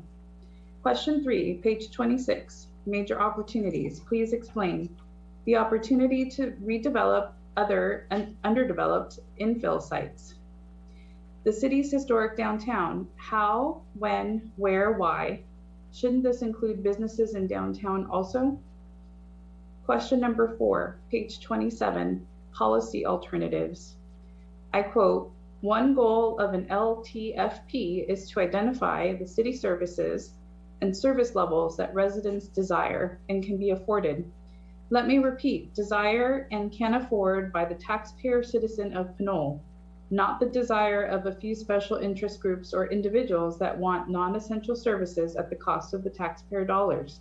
This isn't anyone's private checkbook, it is the taxpayers. Comment, I do agree staff needs additional resources and staff to fulfill their commitments to their jobs. Let's help them and not burden them with additional non-essential work tasks. Question number 5, page 30, service and program expansion. Economic development, quote, city has not had a formal economic development function since 2012. A consultant was hired on 2019 to complete a consumer retail demand and market supply assessment. Well, this is outdated since pandemic in 2020. Comment, as a former economic redevelopment and affordable housing committee member, which current mayor and board member Norma Martinez Rubin was a member, and having human resources background, I would like for you to consider hiring a temporary economic development personnel to assist the city in this reorganization, temporary. Also establish a committee like EDHAC to assist in input from the public committee. Question number 6, page 31, new services, cultural, historical, and artistic programs. Comment, before spending and committing taxpayers' money to program and services that are not essential, ask the public for input, very important. I'm tired of hearing from some council members preaching to the public what we need or don't need. We are all adults. Let's have the taxpayers decide what is best for them, not best for them, not a special interest person group. Otherwise, you will be held accountable. Question number 7, page 32. Please explain. City staff may recommend reducing the required reserve to 35% so that funds currently held in reserve greater than 35% can be invested in high priority city needs. What needs? Again, go out and ask the taxpayers. Question number 8, page 33, policy alternatives. New federal funding. Comment. Each of these funding sources should have their own line item on the budget report with lists of funding expenditures and balance of the account. 2, what do these funds pay for? Explain. 3, put it on the report to trace the funding activities and to follow the money. Question number 9, page 34, additional cash from debt. Comment, I agree. Best practices require analyzing the city's debt position and the affordability of additional borrowing. This does not mean we can spend on non-essential services. Question number 10, page 35, optimal service levels and revenues. Comment, you all need to be transparent and open with the taxpayers' funds. We need to pay for essential services. In the past, we wasted valuable time, funds, consulting fees, etc., because we are not being accountable for the public funds. In the future, I would like to see more accountability in the city for taxpayer funds. Question number 11, page 36, summary and next steps. I totally agree. It does not recommend funding specific liabilities or new service levels without reporting it to the public first. Okay, that concludes the comments. Thank you. And would you like to do one more scroll through your computer to see if there might be any lingering before I close the public comment period on this item? Thank you.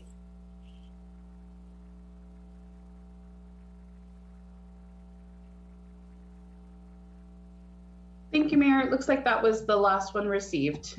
Thank you. So I'm closing the public comment period on this item. And thank you everyone for submitting those comments. Lots of ideas, questions and comments there. And I think staff will have to, we receive copies of these letters. So I think staff, you can reference them and identify which of the questions that were posed by members of the public relate to the this particular forecast. Many of them that I heard have to do with programming, allocating funds or making fund appropriations, which would be suggestions or comments that I believe best fit when we get to that part of the budget planning process, but that is not today's discussion. Without necessarily knowing that by any members of the public, were there any questions that stood out for you, Director Guillory or City Manager Murray, that could be answered now? I noted some of them, and you may have others. Okay, there were lots of questions there, I know, but the ones that caught my ear related to the, I think it was public, Mr. Menace, decreases in what's the likelihood that our fiscal risk category can change in the next 5 years? Director Guillory, you want to take that, or would you like me to? Happy to do it either way. So I can start with that. Mayor, would you mind reading the question one more time? What is the likelihood that the city's fiscal risk category can change in the next 5 years? This is related to something on page 20. Okay. And related to that question is a follow-up question. Old core argument was city needs to have 50% reserve in case of emergency. Has that changed? Right. So again, just going back to the diagnostic tool that we use to assess the city's reserves, one of the main factors that assessment or that tool looks at is volatility in the revenue, your major sources of revenue and your major expenditures. And based on the trend analysis and then also working with our sales tax consultants and looking at the overall macroeconomic level, we're not expecting any drastic changes to the city's base revenue and also base expenditures. And so while we're not recommending to change, to reduce the reserve level at this time, we do think that it's a consideration and something that we should look at as a policy alternative to be able to fund some other areas that we discussed during this presentation today. But again, just going back to our base revenue, which has been pretty steady, and we're expecting some increases and not expecting any drastic changes, I think it's safe for us to consider reducing the reserve level. And if I may add just a little bit, it's relatively recent in public finance best practices to have reserve policies, believe it or not. And the leading professional association, as Director Guillory mentioned, is GFOA, the Government Finance Officers Association. Cities really got serious about reserves and reserve policies in the aftermath of the Great Recession, because many cities that did not have reserves on hand experienced incredible shocks, both expenditure increases and revenue decreases, and had to reduce the footprints of their programs and services, their headcount, and in some cases literally became insolvent. So the best practices on general reserves has evolved over time. They've gotten more conservative. So just a few years ago, GFOA's standard guidance was that an organization should have 2 months worth of funding on hand. So a reserve level of equivalent to about 16% of your operating expenditures. That's one size fits all approach and number people came to realize, was not sufficient. And so about 8 years ago, leading professional associations in public finance came up with diagnostic tools where individual cities could assess their own risk. And so Director Guillory mentioned that she went through that exercise for the city of Pinole. I don't think the city of Pinole had gone through that exercise before. You plug in your risk factors and it kicks out what your risk profile is with an associated recommended general reserve level. You can always reserve more or less. That's a budget decision of city councils. As Director Guillory mentioned, and as we've all talked about and experienced through COVID, the city of Pinole does have some financial resilience related to the diversity of its revenue base and some really solid revenue sources. It also does not have a lot of long-term financial commitments. So that makes us very nimble. If we needed to reduce our expenditures due to a shock for some reason, we could. We'd have to shrink programs, but we wouldn't be insolvent because we don't have long-term commitments. So our risk profile is relatively low. To answer the other question, I don't know the origin of the 50% figure. Certainly in some sense, having more in reserve is better. It makes you less susceptible to any shock. On the other hand, holding those resources in reserve means that they're not being invested in other city opportunities. So if we're keeping $2 million more in reserve in the general reserve than is really needed based on our risk profile, that's $2 million that we are not investing in a capital project. They're one-time resources, but there is a trade-off there. And so because Director Guillory's led us through this risk assessment process, it's identified that Pinole has relatively low fiscal risk. It's a consideration for the council if it wants to put the one-time resources that are otherwise in the reserve to some other use. I think staff would be in support from a professional perspective of considering a lower reserve amount. And to take that as an example, that is a discussion to be had at City Council regarding the direction we would be providing staff, right? Okay. That's right. And there's two bites at that apple. There's the financial policies, which includes the reserve policy, which specifies the 50%. Then there's the question of budgeting. Does City Council feel they're pressing one-time spending opportunities that would justify reducing the reserve amount? Okay, so thank you both. There's another question that pops out for me because it's in the narrative and maybe an indication of a little bit more explanation, and we can have that. What does, on page 26, what does the opportunity, quote, the opportunity to reimagine retail centers as the physical footprint of bricks and mortar retail contracts mean? So evidently it's not clear enough. If we can have a little explanation in the narrative, that would help. And the other questions I think could be addressed. I have some comments related to how we might include some things based on the explanation. I'm sorry, based on the comments and other questions that come from this person. I'm going to. There were a number of questions from Mrs. Rupert. Again, many of those have to do with program preference. And I think they are better suited for conversation during the budget discussions. But if there's anything that stood out for you, please let me know. Two things stood out for me because they are included in the narrative, and that's the poll, the reference to the poll.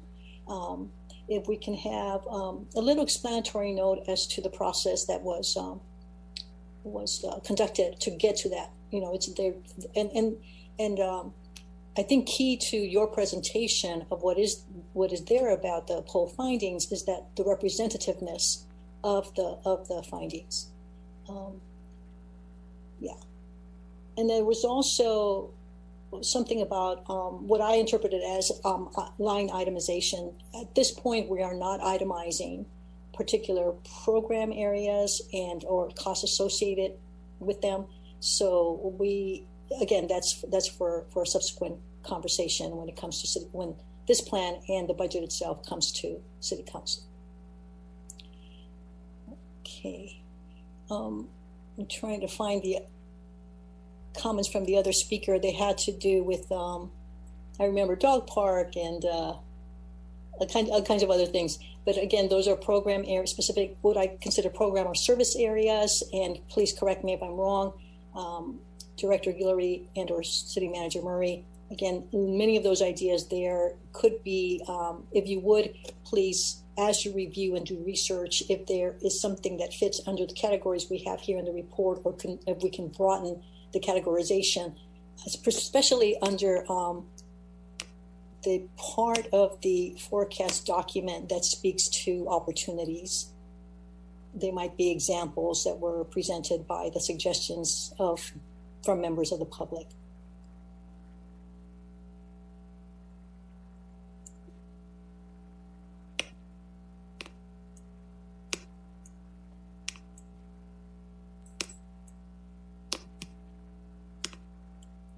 Okay, what I'd like to do is I'm going to in reverse order, and perhaps we might address some of the questions, or how we can address some of the questions in this document. In reverse order of how I asked for questions earlier, I'm going to give you my comments and suggestions for the document itself.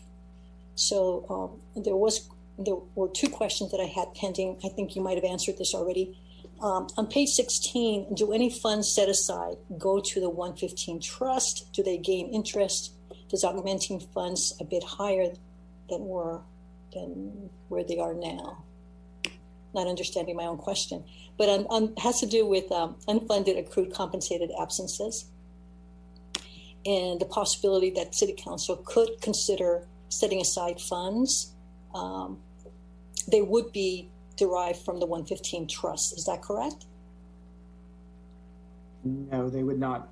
So that's like if I, as an employee, earn vacation, the city is at the vested benefit that I am entitled to. If I leave without having used that, the city would have to pay me for the value of that time. So we are not setting aside funding as employees accrue that unused paid leave.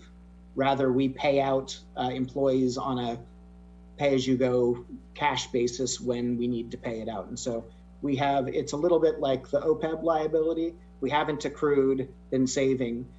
We have been saving for the pensions. The unfunded pension liability has different sources and many of them, but we have been contributing to a fund to fund our pension obligations, but we have not, and there hasn't been the same requirements, legal requirements related to funding OPEB and accrued leave liabilities.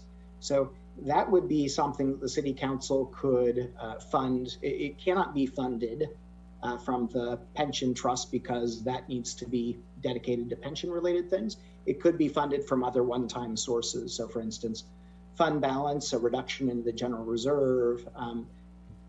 I don't know whether that's would be an eligible expense for the federal stimulus funding. We'd have to do more research, but yeah, it would come from some other pool of existing one-time resources.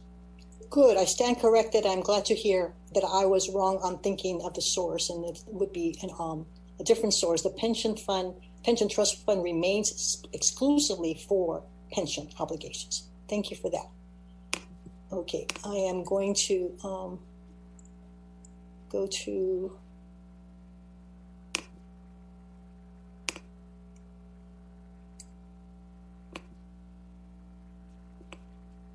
page 30 of 36 or 18 of the document.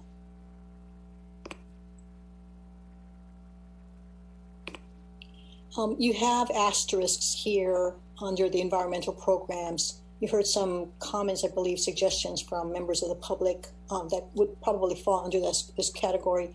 The note that I have here is I think that city will, during the term of this document, have at least reported back or done some research and prepared some sort of mini assessment, if you will, about what the city is already doing related to climate change, whether we might have a climate change plan aligned with the county's plan. So perhaps referencing something like that as an example of what could be done here, since we've begun to talk about that, as well as capital projects currently and or to be placed on the capital improvement plan that we are to hear in May, how those relate to the 5-year forecast as well.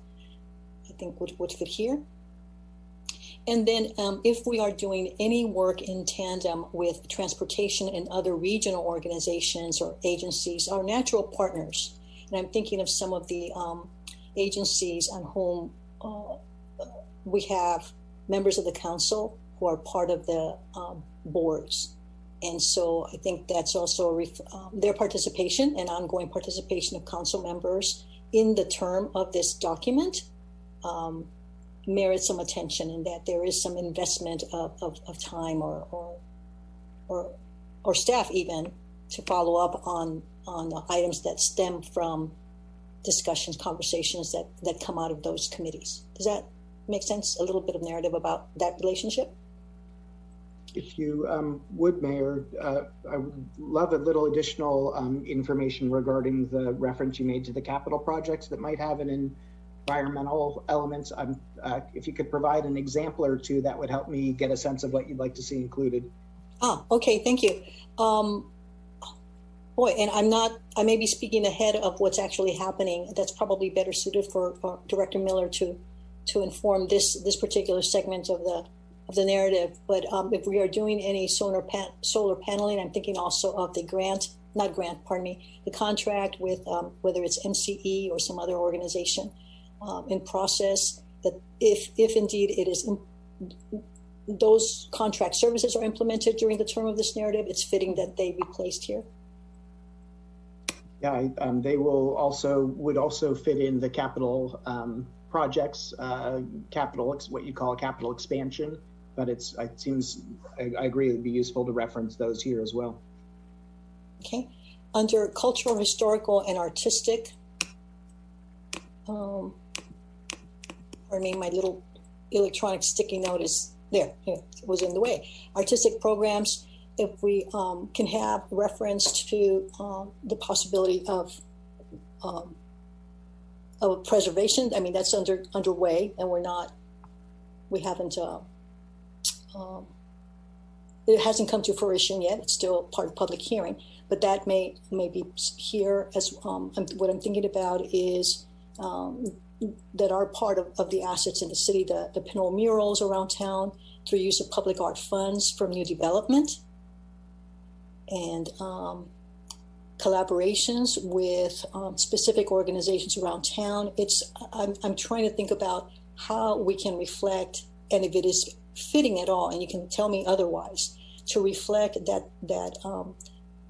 the council and staff and that part of the city definitely has some ideas, which is why we have these headers of categories of services. Not that they're going to happen, but we want to at least call attention of the possibility that they might. And along with that possibility that they might come to fruition is the involvement that it's not exclusive to city staff, but the involvement of nonprofit groups which supplement or complement the services that are provided to our constituents. And I'm thinking about collaborations for we now have with the Pinole Community Players as an example, possibly Pinole Artisans, Pinole Valley High School Arts and Theater, Pinole Historical Society. Again, mentioning of possible collaborations simply as an indication that we value those, although there may not be some monetization of their involvement, they're definitely part of making things happen within this time period.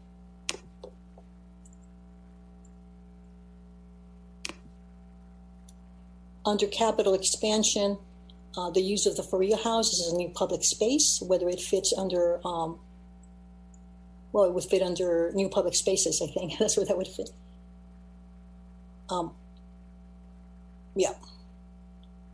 Alliances in the region, perhaps, alliances with the Unified School District. I believe in the capital improvement plan, there is mention of something having to do with park upgrades, perhaps not new parks, but park upgrades.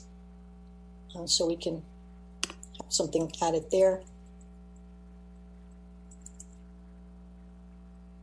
Under the additional revenue, new local revenue, if you can as well, where there are asterisks only now, include a 1 or 2 brief description of each, and whether we will be, or if we are at the point really only now of assessing even readiness to plan and or implement these things.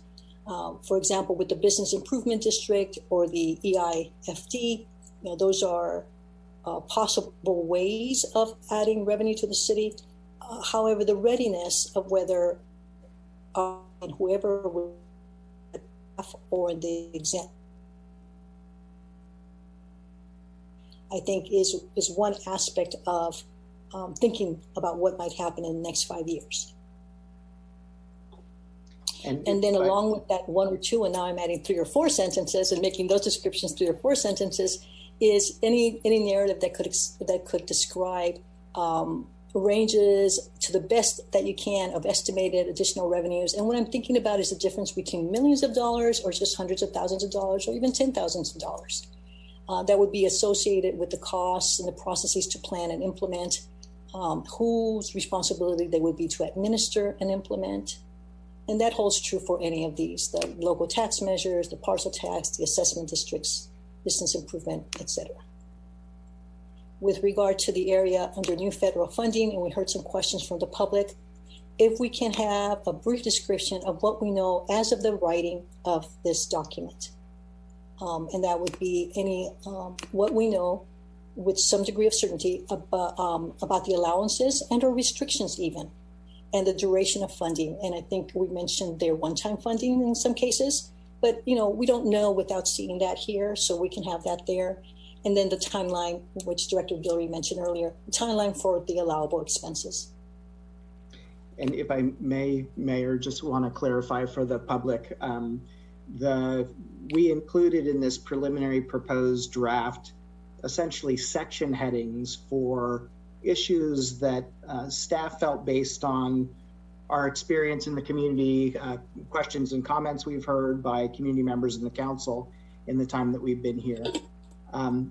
Some issues that we thought we felt probably warranted some discussion in the long-term financial plan. So one of the goals of this meeting of the Finance Subcommittee from staff's perspective is to get direction from the Finance Subcommittee on whether these are the right headings, whether you think any need to be eliminated, and whether any need to be added. And it's our intention, after getting that nailed down through this meeting, had always been to include some text describing those. So we weren't intending to leave them as a bulleted list, but we will add, if you confirm that this is the list of items, and you already have by providing some comment on some of them, yes, it is our intention to provide some description of them so people understand what their characteristics are.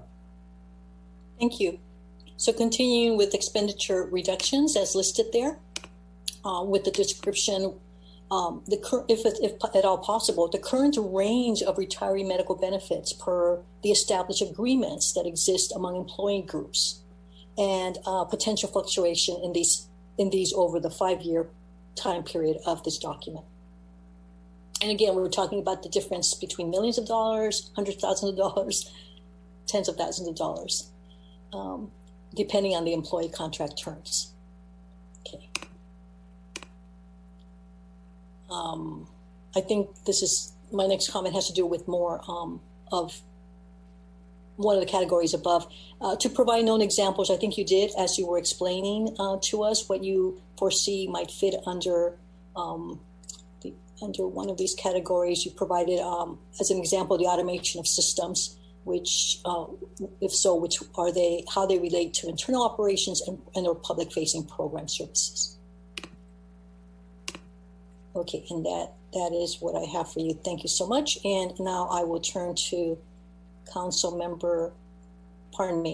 Mayor Pro Tem Salimi for comments, and then we'll continue with Treasurer Swearingen. Thank you. Thank you, Madam Mayor. Let me go through my spreadsheet here. 1 second, please.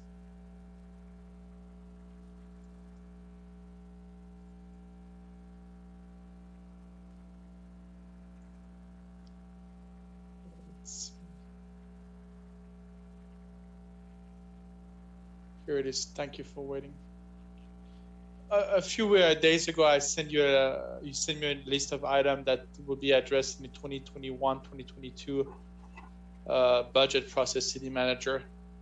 And this listed a few items, and the item included increased staff and maintenance in sewer enterprise, addition of police officers, school resource officer program discussion, employer funding program, presentation regarding the city's pension liability situation, state of infrastructure, the tree maintenance program, the roadway maintenance management program and funding, status of field and recreation facilities, eucalyptus tree plan, measure AA, 2016 state funds for climate change, discussion of the Farias House, emergency power for critical cities facilities, implementation of community garden program, and they were all listed under the fiscal year 21-22 CIP process. Will those items be included this year in the budget? And money are money allocated for those items? So that's a decision that the City Council will make. So what we had, that list of items are items that Council had expressed some interest in learning more about in past City Council meetings. And so we had offered to discuss those as part of, depending on whether they're capital in nature or operating in nature, discuss those as part of the forthcoming operating budget and capital budget processes, which will be coming soon on the heels of the long-term financial plan. So it's really up to the City Council to decide whether those will be funded as part of those processes. Staff, as is the normal process, will be preparing proposed budgets for both the operating budget and the capital budget. We might include some of those items and recommend them for funding, but that's ultimately up to the City Council side. So what we committed to doing was providing enough information to the council on each of those items so that they have a basis for deciding whether they want to fund those in this year's budgets. So if I may, Mayor Pro Tem Salimi and City Manager Andrew, I think there's a room for maybe 1 or 2 additional sentences on page 23 that might address or might distinguish what we're doing with this document versus, again, the more detailed budget itself, a proposed budget for the next fiscal year. So under optimal service levels and revenues, that narrative, that paragraph there, it talks about this inaugural LTFP. There's mention of optimal service levels. It does, and it states what it does not, what this document does not do. If we can add a sentence or two about what you have described, essentially, the what generally how cities determine what those levels are. Community input, council input, other agency reports. For example, the recent report from LAFCO that also we look at and gives us some ideas about, as to how we're doing as a city. As an example of an external agency report, any regional organization influence, if any, regulatory requirements, voter preference, those kinds of things. I think that would help not only have the reader of this document see what the document doesn't do, but given that it doesn't do that, who does do this? Because otherwise it leaves it to question. Thank you. Thank you, Madam Mayor. I guess here is my comment. How can we at this moment, those items are not included in our forecast. But we are already, we pretty have if I were to look at the surplus balance that we have right now. Let me go there and see what we have. We have a surplus balance on a yearly basis, but we are negative 34,000 this year. But then the following years, if I were to look at the numbers here, the way the budget is set, we don't have enough money to address those items. And how do we make a priority on which one needs to be addressed if you don't know how much the item costs? And, it's like trying to buy a house and not knowing what the budget is. I agree. That's just not, that is the budget process, and this is not the budget process. So we will have an opportunity to, the long-term financial plan as it's proposed and designed here, again, is to surface all the major financial issues over the next 5 years, so that the city council has the context for making major decisions. So we wouldn't want the city council to make a major investment in a new program expansion without knowing how required pension contributions were going to change over the next 5 years, or without being aware of OPEB liabilities. We also wouldn't want the city council to forgo high priority investments in new things without being aware of some options that the city council has for new revenues. So the long-term financial plan is supposed to provide really a scoping document for the development of the specific annual budget. So there are all sorts of questions about specific programs and service levels that the city council can deliberate on and make decisions on, which are beyond the scope of the long-term financial plan. So in providing, the city staff is going to provide information as part of the budget process about those items that city council has expressed some interest in the past. And then you should have adequate information, to be able to make a decision about what the priorities are. And you will know what the available resources are, and you'll be able to decide which of those things to fund. One thing to keep in mind about the available resources is sometimes it is appropriate to spend money that is in a fund balance. So the deficit and surplus figure there just looks at our current revenues and expenditures. But if you have a fund balance because you've been disciplined in years in the past and you want to spend that, or you have a pressing need like a new fire engine, it's sometimes appropriate to spend from fund balance, which in the simple calculation of current revenues versus current expenditures looks like a deficit, but that's something we can talk about in greater detail because our financial policy allows that.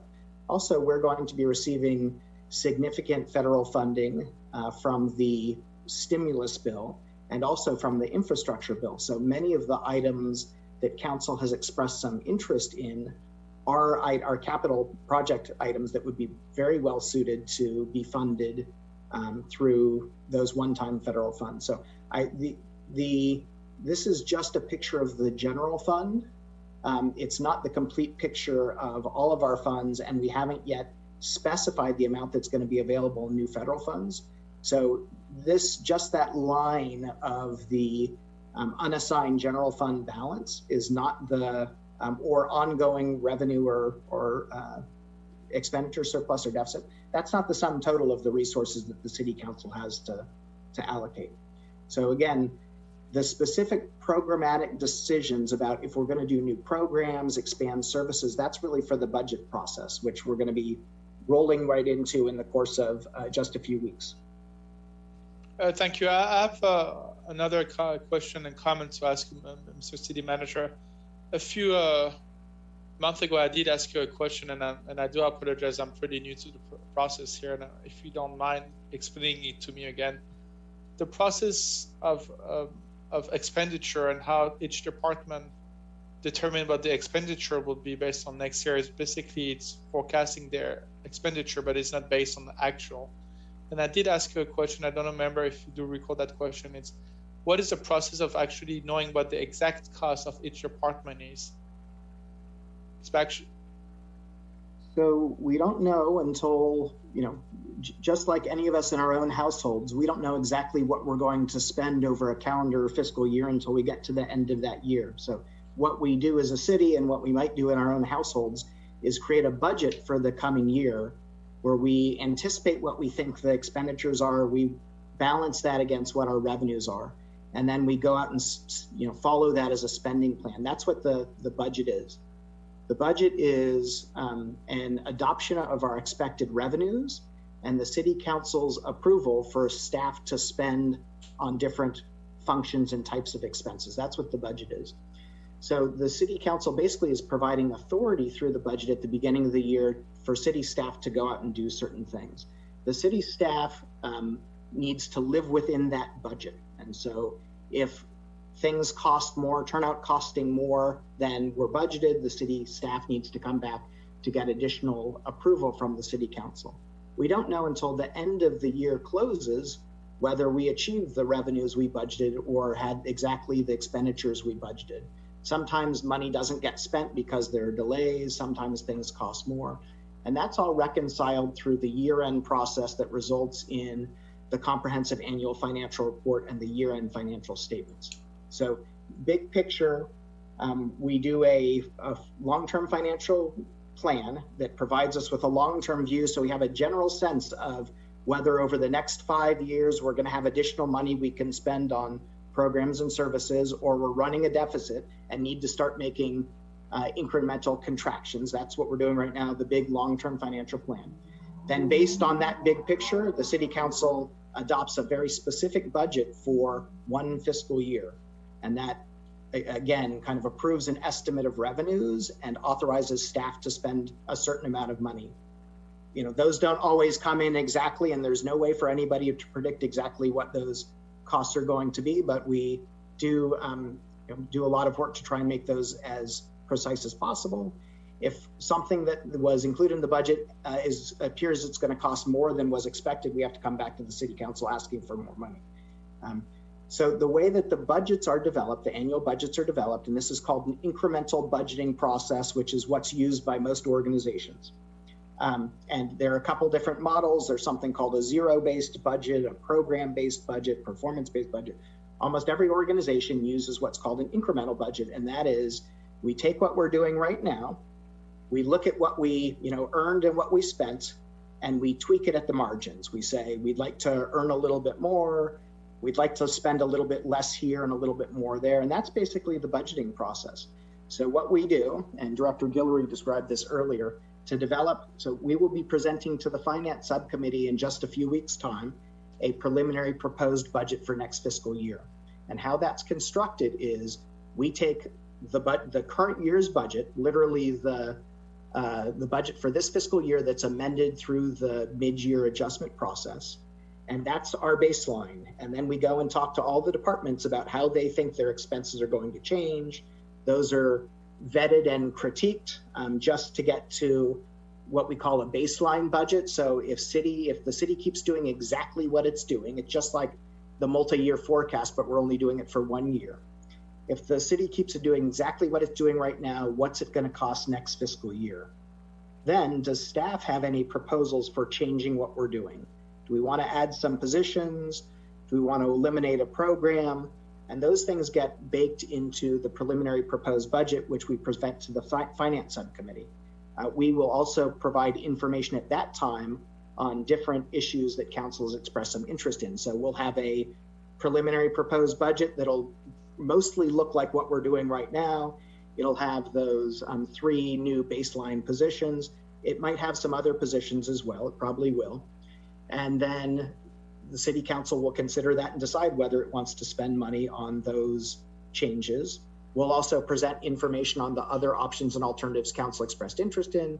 So for instance, as part of the operating budget or the capital budget, there will be a cost estimate for probably a tree management plan for our eucalyptus grove, or maybe we'll know enough about how to manage a eucalyptus grove to skip a tree management plan and just say, listen, for fire mitigation reasons, we need to just go ahead and decide that we need to thin that grove. And so we're going to provide you with an estimate as a capital project, what it would cost to thin that grove. And then the city council can decide among the available resources, fund balance, reserve, new federal funds, ongoing operating surplus, whether it wants to fund that project. And if it does, it goes on to the, goes into the budget and onto the city's work plan. And that's exactly the process that we would follow for all those other things that council has expressed some interest in. And there's no silver bullet for council deciding how to prioritize those different items. And one of the very complex aspects of budgeting for a city is authorized to do many, many different things. As you know, Pinole does a lot of different services. We could be doing more, and there's no silver bullet or single algorithm that will roll up all of those activities into a single, a final number for how much we're doing. And so the challenge of the city council and the staff and the community is going through dialogue to decide what is worth spending the city's money on, or the taxpayers' money on. So we'll be going through that process as part of the budget soon. And I think it will be, there are the council has asked about a lot of different possibilities. So I expect that will be an interesting and dynamic discussion. Well, thank you, Mr. City Manager. What is the process that we can verify? Let's say if a department operates on $100 budget, I'm just making the numbers easy. And at the end of the year, they really needed $90 to operate, and they're left with $10. What's the process that you have as a city manager that to identify when a department doesn't really need $100 a year to operate, but only 90, and the remaining $10 are really spent the last minute towards the end of the year to maintain that $100 budget on a yearly basis? Yeah, I mean, I know it's just a number, but in terms of order of magnitude, that's not, I think if we were talking about the city of Pinole, we'd be talking about the department having spent $99 and deciding whether they really needed to spend $1 more. That's really, that's really a question of efficiency. And we do that by conducting periodic benchmarking and efficiency analyses. That's really how you do it at the high level. So there's also, multiple rounds of review for expenditures. So, we have city staff, we have, staff in the departments, we have staff in the finance departments. I am looking at and approving a bunch of expenditures. We have the treasurer looking at checks. We have the public looking at our list of warrants. There are many different sets of eyes looking at the city's expenditures. But to get to the question of, are we being as efficient and getting as much mileage as we could out of our resources, you really need to do some specific evaluations and audits. And so that's something the city could do more of. I think the natural course of events in Pinole, because it was heavily impacted by the Great Recession and has taken a very conservative approach, is that there are some operational things we can improve and do more efficiently. But I think because the funding has been so lean, the departments are, in my perspective, having been here for about a year and a half, are really not engaged in frivolous spending. So there might be opportunities to reorient our spending towards more high value things or be a little more efficient.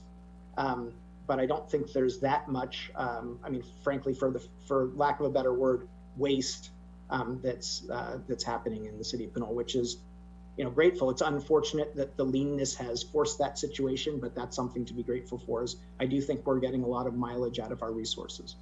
Thank you, City Manager. Go ahead, please, Director. Yes, I just wanted to add to that that explanation, Andrew. Thank you. But I think it's important also to look at the different factors that could result in the residual, because, for instance, if a department had a vacancy for a period of time in the fiscal year and they fill the vacancy or not, either way, at the end of that fiscal year, there's going to be some savings there. Mm-hmm. So we wouldn't rush in to take that away. We have to assess not only that item, but the budget as a whole to see what those were. And we do that both on a quarterly basis and at year end. And that's a part of the evaluation when we do the audit as well, is to look at how we're ending the fiscal year at the fund level, but also at the departmental level. Excellent. Thank you, City Manager. Would you mind giving more information offline about the specific evaluation audit that you were mentioning? Just for myself, I don't want to hold the entire committee here, but if you were to give me some information about how the process works, I would appreciate it. And finally, go ahead. So we're graced by the presence of a professional evaluator, one of our council members. And so I think evaluators say that an organization should budget, if my recollection serves me correctly, 5% of annual revenues on evaluation. We, of course, do our year-end audit. We're doing occasional analyses. We did the organizational assessment recently, and departments do some ongoing benchmarking, but there's certainly, I think, a case to be made for doing more evaluation to ensure that we're being as efficient as possible. And there are a lot of different tools that can be used for that. So I'll leave it at that. And sure, happy to talk about that. Thank you. More online. That would be great. Madam Mayor, I do recall last year when we were looking at the forecast, or 2 years ago, the numbers that we had in the forecast were negative, and the city was operating in a negative budget. And I do recall that there were discussion about implementing eventually the measure tax on real estate to help us to have a positive balanced budget over a 5-year period. Andrew, I don't remember if you do remember what we looked at 2 years ago, but I'm pleased to see that we went from a negative budget of a forecast period to a positive budget. And I was just wondering what had really happened that we made that change happen. So I'll do what I can here. There are two things. I'm quickly looking at a forecast that we did back in October, so bear with me for just a second as we look at that. Okay, so yeah, so a couple different things happened. So we're neither, I don't think Director Guillory or I are going to take any credit whatsoever for the fact that the forecast shows that we're going to have a structurally balanced budget. Again, we're just telling them what our starting point is. We're feeding in some, we think, responsible assumptions about how the world is going to evolve, and the numbers are what the numbers are. So I'm grateful that we are, forecasting a structurally balanced budget and possibly a surplus. Much of that has to do with the city having received some revenues related to the dissolution of redevelopment that it was able to invest in the Section 115 trust that offsets one of our major growing expenses, which is our pension. So we're all grateful that the forecast, which I think is a very responsible and appropriately conservative one, shows that we're in a strong financial position, but we can't take any credit for that. So a couple things happened prior to my arrival. So as we mentioned before, the city has had a practice in recent years of including a 5-year forecast as part of the budget document. It's my understanding that the forecast that was included in the budget for fiscal year 2019-20 had some kinks in it, and that forecast was showed quite a negative future. But at the time that forecast was presented, my understanding is that the city manager and the finance director, neither of whom are still with the city, committed to returning to the city council with an updated forecast because they knew there might be some kinks in it. So we went through that forecast again and presented a revised forecast in October 2020 that showed roughly a structurally balanced budget that's more consistent with what we're showing right now in this long-term financial plan. And my understanding of the kink in that prior forecast was that we might have been double counting some of our pension costs or not accounting for employee contributions towards pension costs. So we were showing much higher pension expenditures than we were really expecting the city to have to bear.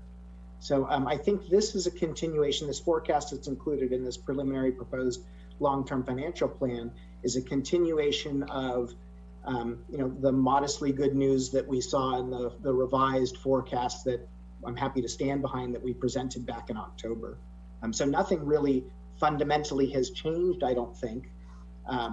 It's rather that there was, for lack of a better word, I think an error in the forecast that was presented with the 1920 budget.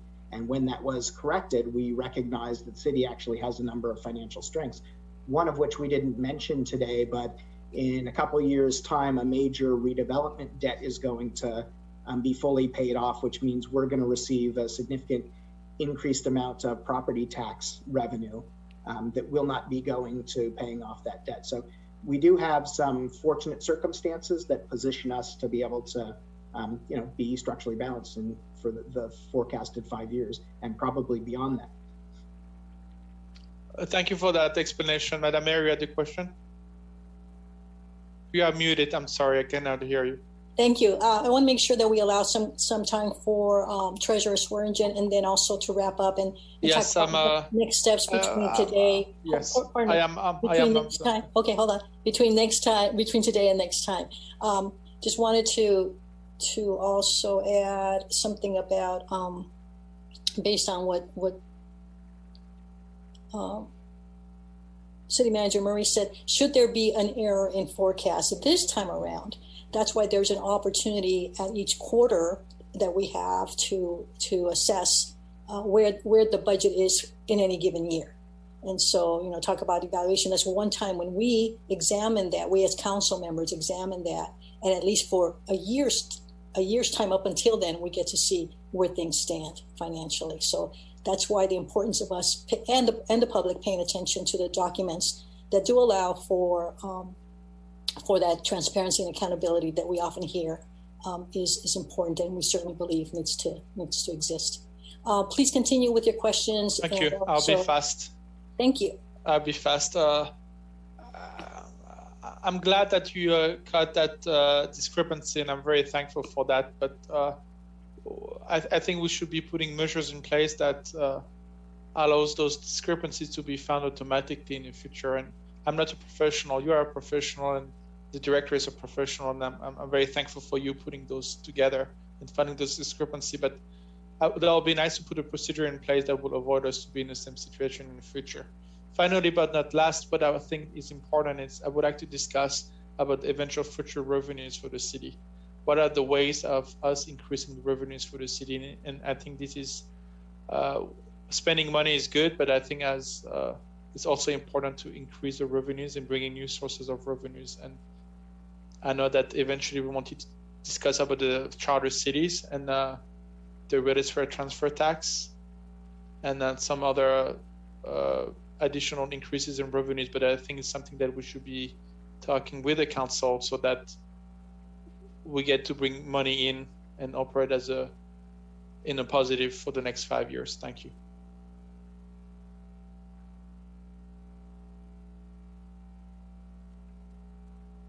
Muted, Norma. Yes, getting to a little microphone. So just to wrap up with Mayor Pro Tem Salimi. So, in that section of the 5-year forecast, there is mention of additional revenues, and there's room for added description of what that is. I believe that staff have taken into account earlier discussions among council of what you have mentioned, where there is, at least that's how I read it, new local tax measures, increased real estate transfer tax. Again, we're not saying it's going to happen. We are just calling it out, listing there as a possible option, because as you are very well aware, it takes a whole set of steps to get to that point. So just wanted to reiterate that. Thank you. And now, Treasurer Swearingen, please. Thank you, Mayor Rubin. I'm not going to get into any other comments. I think what we've done here today is we've established a 5-year plan that is mobile. It's on wheels. It can move. It can go right. It can go left and go up and go down. I think the explanation the city manager gave today was right on target, and I like to compliment the finance director and the rest of our staff people for putting together this proposed 5-year plan. I think it's an outstanding plan, and I would also like to let the public people who spoke today know that your comments were heard, and we do have copies of them, as the mayor said, and they will be included in our discussions about the future programs and projects for the city of Pinole. So thank you very much for that, and that's all I have to say this evening, and thank you, Madam Mayor. Back to you. Thank you. So we do have a good amount of time remaining. By that I mean at least 29 minutes. And in that period, there were questions from the public. If we can answer some of those now, I think City Manager Murray, you had reviewed some of those in particular and had some thoughts about those that are pertinent to today's discussion. Yes, happy to do so. Just note that I don't know that this was established for a specific start and end time, so that's at the subcommittee's discretion. We did have a chance to review the public comments submitted by Mrs. Rupert because they came to us earlier in the day, so I'm happy to talk through provide a response to some of the questions and comments.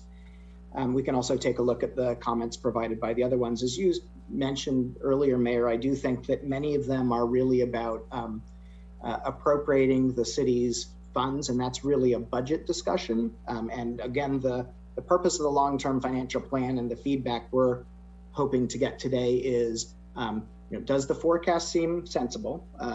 Kick its tires a little bit, get your feedback. And also, have we identified all the major issues that you think need to be held in mind by the city's decision makers as we go forward? So I think the subcommittee has provided a lot of guidance to us, and we will take into consideration the comments submitted and see if there are places to add additional information to the next version of the long-term financial plan.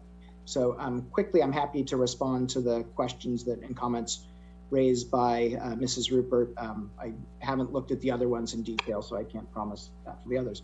So quickly, Mrs. Rupert asked a question about a couple of the new positions that we included in the alternate baseline scenario. And I would say, so these questions are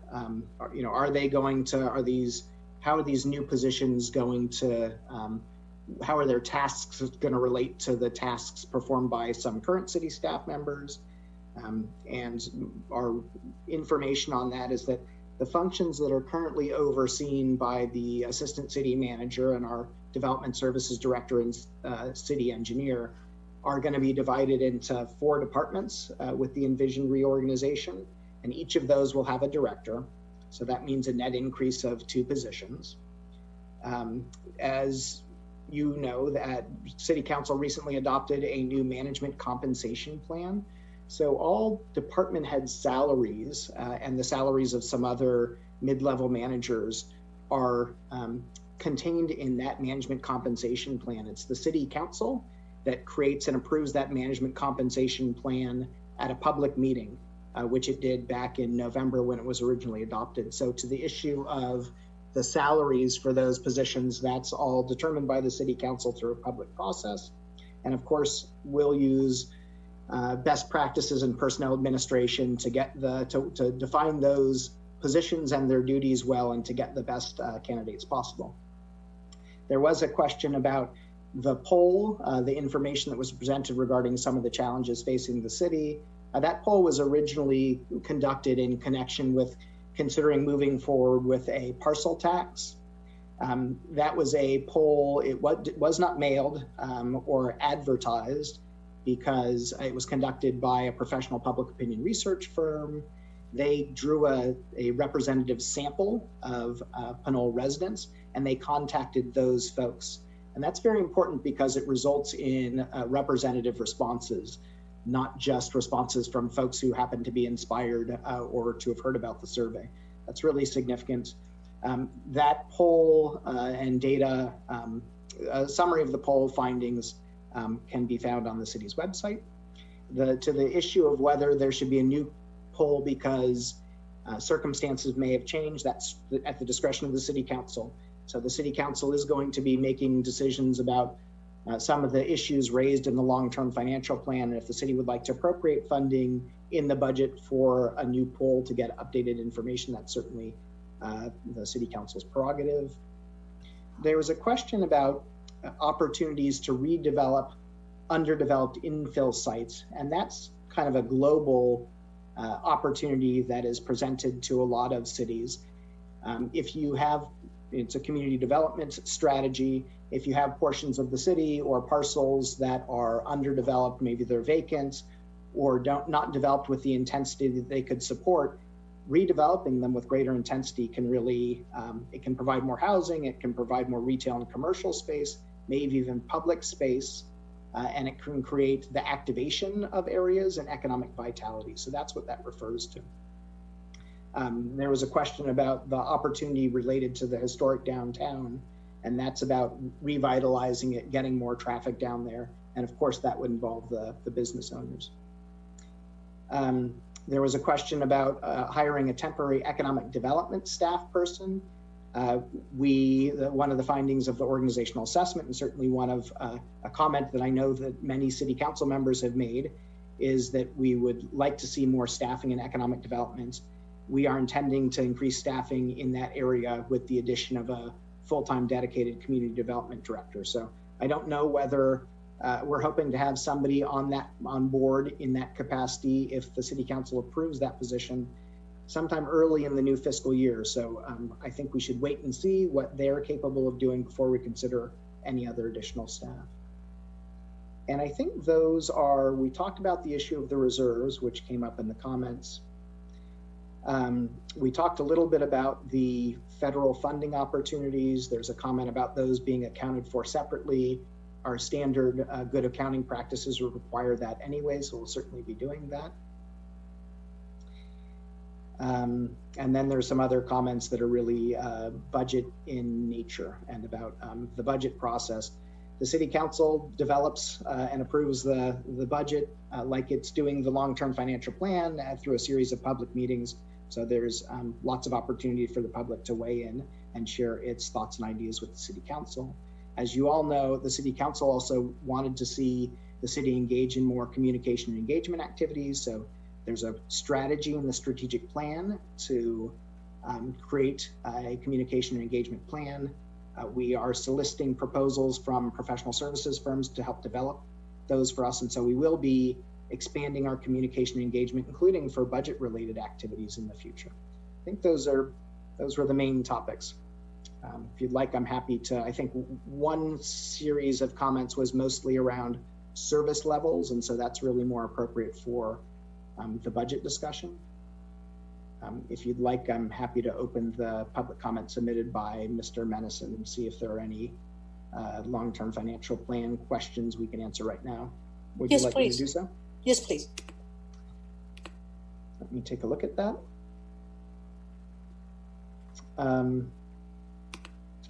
So some of the comments are about the major subheadings. We've included support for those, including environmental expansions of environmental services and activities, housing assistance, youth support.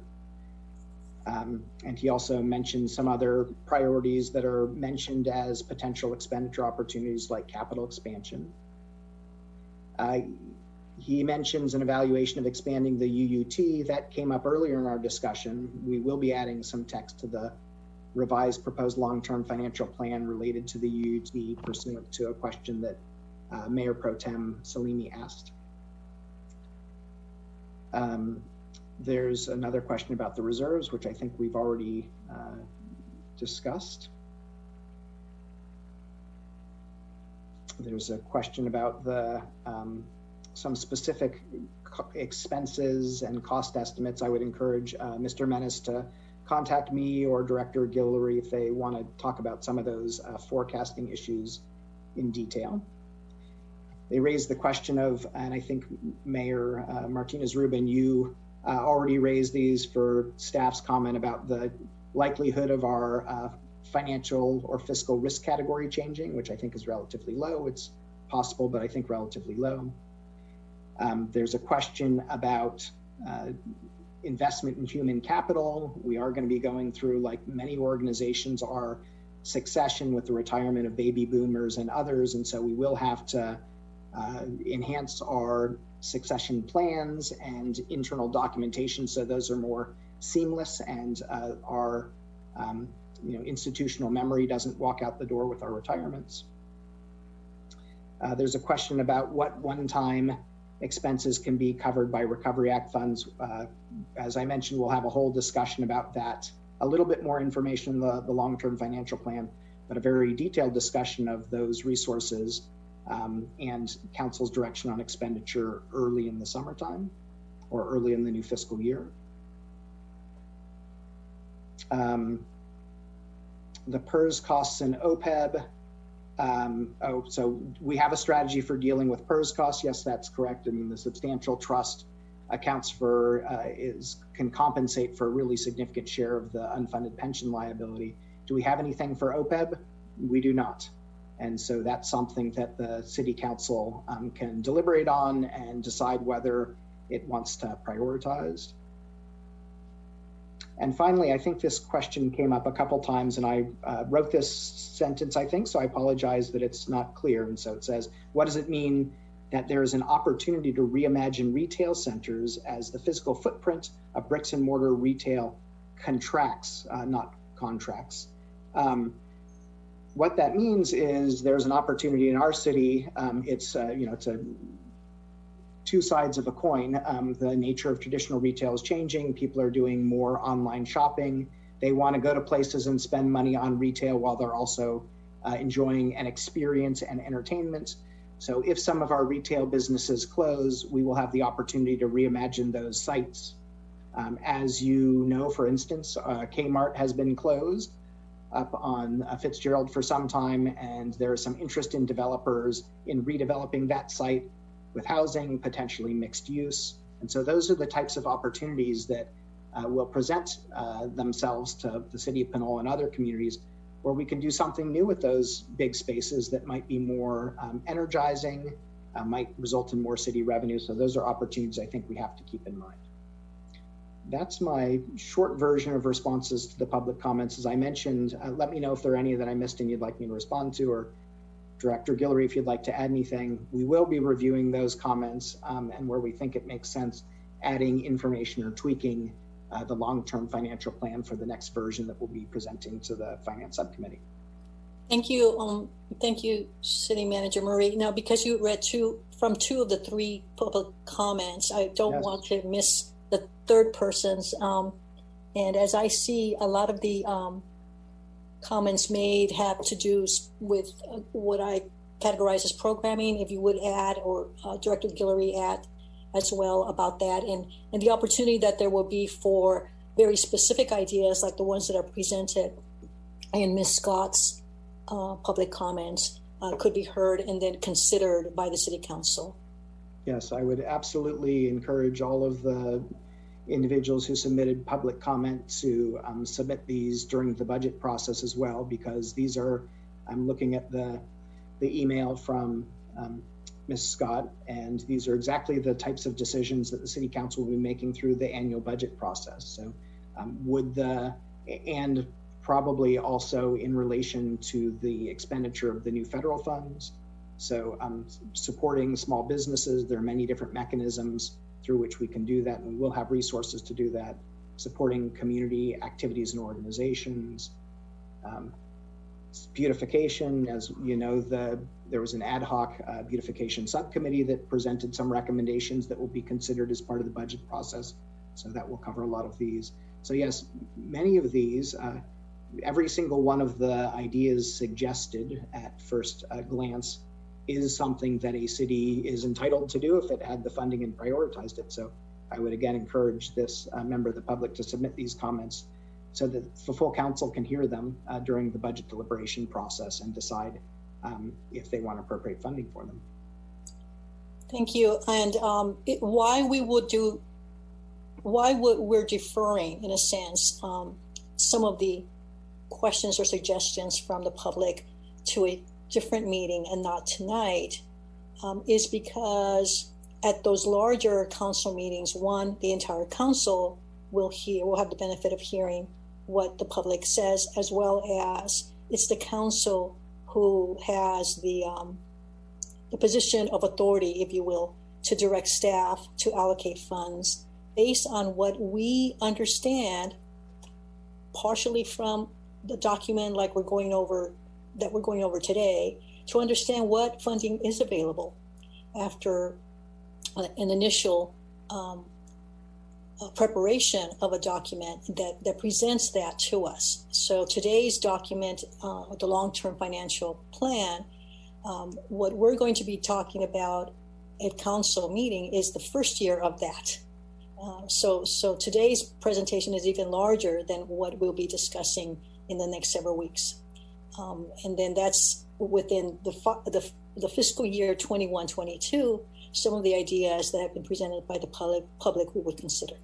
So if you would supplement any of that, or if any of that was unclear, because I'm not always clear, I will appreciate it. And again, to help anyone who might be listening to this recording and to better understand the process that we're going through. It is a first for us, all of us here, actually. We haven't been composed this way as a financial subcommittee. So thanks all for your explanations and narrative and everything else. Oh my goodness, you're going to tell me that your silence means I was clear there?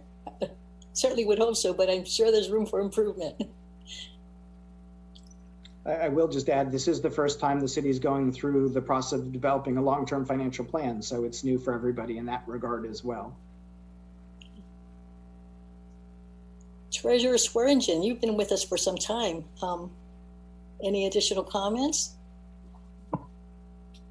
No, I think this was an excellent discussion, and thank you again to thank the staff, and their answers were very good. And I think the people who asked the questions were able to understand more about the process. Again, this is more of a planning session for the 5-year projected budget, and again, it's projected.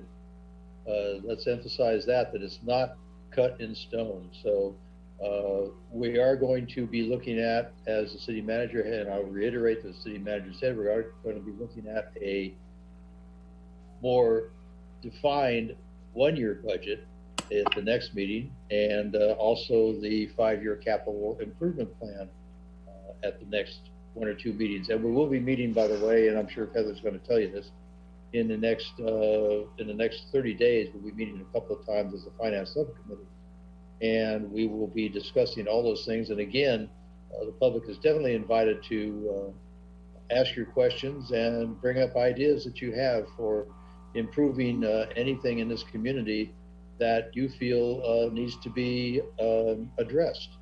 And we as elected officials, sometimes we don't have the opportunity of seeing all those things out in the community because we don't get around to your street, and we don't get around to your park, and we don't get around to your baseball field, or see where the problems are at. So we appreciate it when you do comment.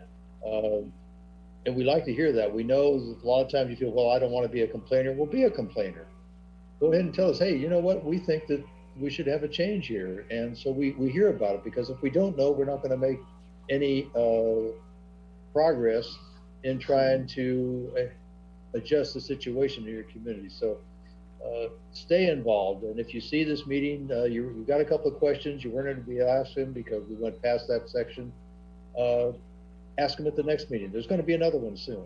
And we do appreciate your input. And thank you. It is the first time that we have met as a threesome. And it's the first time that we met with our new finance director as a finance committee. And I think we've done very well. Thank you, Norma, for the, and I'm going to say Norma instead of mayor. I know you're the mayor, but I guess friendships sometimes supersede elected positions. But thank you, Mayor, and thank you, Vice Mayor Salimi, Vincent, if you would, for all of your comments today. And you did an excellent job for first time. I know that it took a lot to put this plan together, and it's a very good plan. And I'd like to compliment all the people that were involved in it from staff again. And that's, I don't want to keep ramping on because sometimes I do that. So I'm going to say thank you very much, and everybody have a nice evening. Thank you, Treasurer Swearingen. You know, I think behind the scenes, if we needed to, we could mute you, but we won't. Okay, thank you. I appreciate your comments. You know, for those folks who may wonder, you know, what's the point? I keep bringing up my idea, but you know, nothing happens with it. There's a matter of process what we go through, and as much as we love democracy, I think the fact that we may not always always hear what we would like to, is part of that. And we do, as elected officials and as staff, wholeheartedly believe in the matter of being transparent, and part of that is the preparation of this 5-year plan, which we now have seen as draft, and the different steps that are going to be taken between now and the time it becomes final. So if we can have, and I did not previously ask City Clerk Iopu about this. So City Clerk Iopu, you need a few minutes to pull together the dates of the forthcoming meetings related to the Finance Subcommittee. And if there's anyone who is still with us listening to this meeting, so that they can set their calendars and join us again, then they can make note of when to expect this subcommittee to meet again. And then as well, the meetings that are scheduled that are specific to listening to the proposed budget for fiscal year 21-22, and then the subsequent meetings that would have us end up with the adopted budget. Thank you, Mayor. Yes, I think we have a tentative schedule. I would just highlight that it is tentative and subject to change. At the moment, we do have the meetings of the Finance Subcommittee scheduled for May 12th at 3 p.m. And then the next one would be May 26th at 3 p.m. There's also going to be, as you mentioned, at City Council meetings, items related to the budget. I would keep an eye, if the public would keep an eye on the admin report, which will highlight when the meetings take place, and then always to check out the agenda the Thursday before the City Council meeting, which will highlight what items are coming forward and when. And I don't know if the City Manager or Director Guillory want to add anything to that. Thank you. Just happy to add that on the city's homepage, under the current topics section, which is in the bottom left-hand corner, there is, as one of the scrolling items, the tentative calendar for the subcommittee, Finance Subcommittee and City Council discussions of the long-term financial plan, the upcoming operating and capital budget, and also discussion about the expenditure of the anticipated federal funds. So you can find all of the dates in addition to the places where City Clerk Iopu mentioned. You can find a complete schedule from the city's homepage if you're interested. Thank you. Director Guillory, did you have anything? I did not. Thank you. Okay. Other than you will be with us again at all of those meetings to guide us. All right. City Clerk Iopu, what is the process for people to be added to the, or City Manager Murray, to be added to receive the administrative report for people who may not be on that distribution list yet? So the administrative report can be found on the city's website. It's called the City Manager's Report under the City Manager's Department. Recent versions of the biweekly administrative report include at the bottom contact information to be added to the distribution.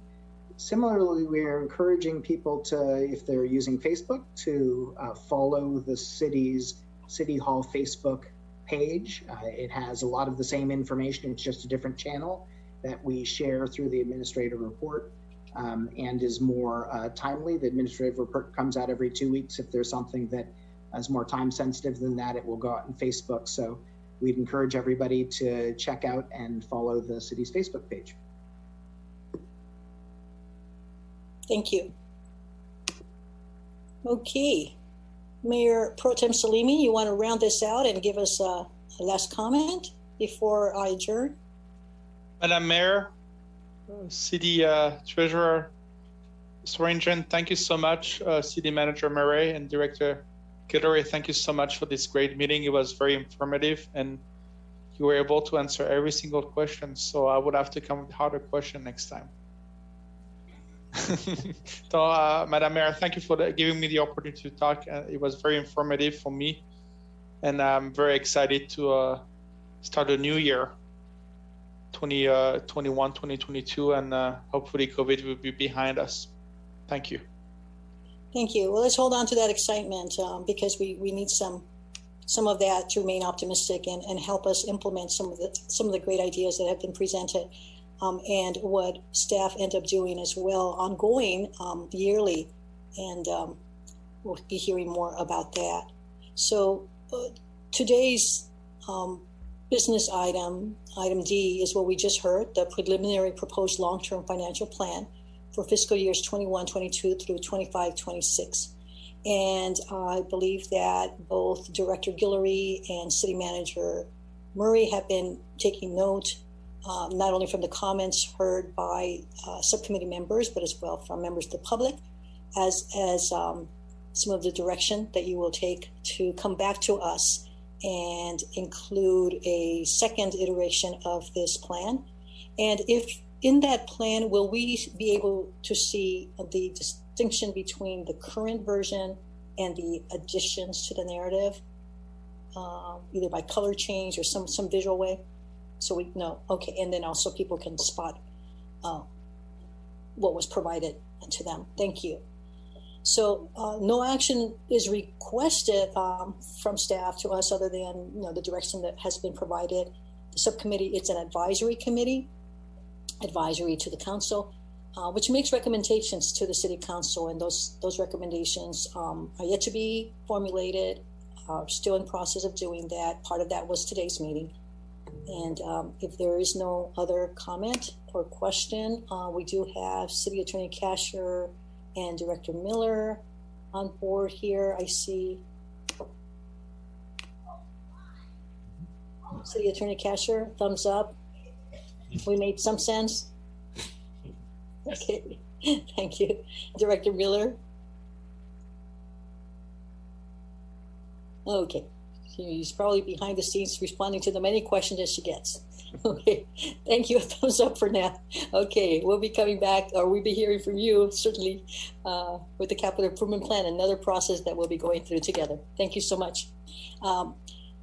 As well, I want to thank the public and staff for bearing with the use of Zoom. I think we did fairly well. No glitches today, no messages about unstable internet. So thank goodness. And I think we were all able to hear each other, and hopefully we will continue to have a conversation that is productive as today's. So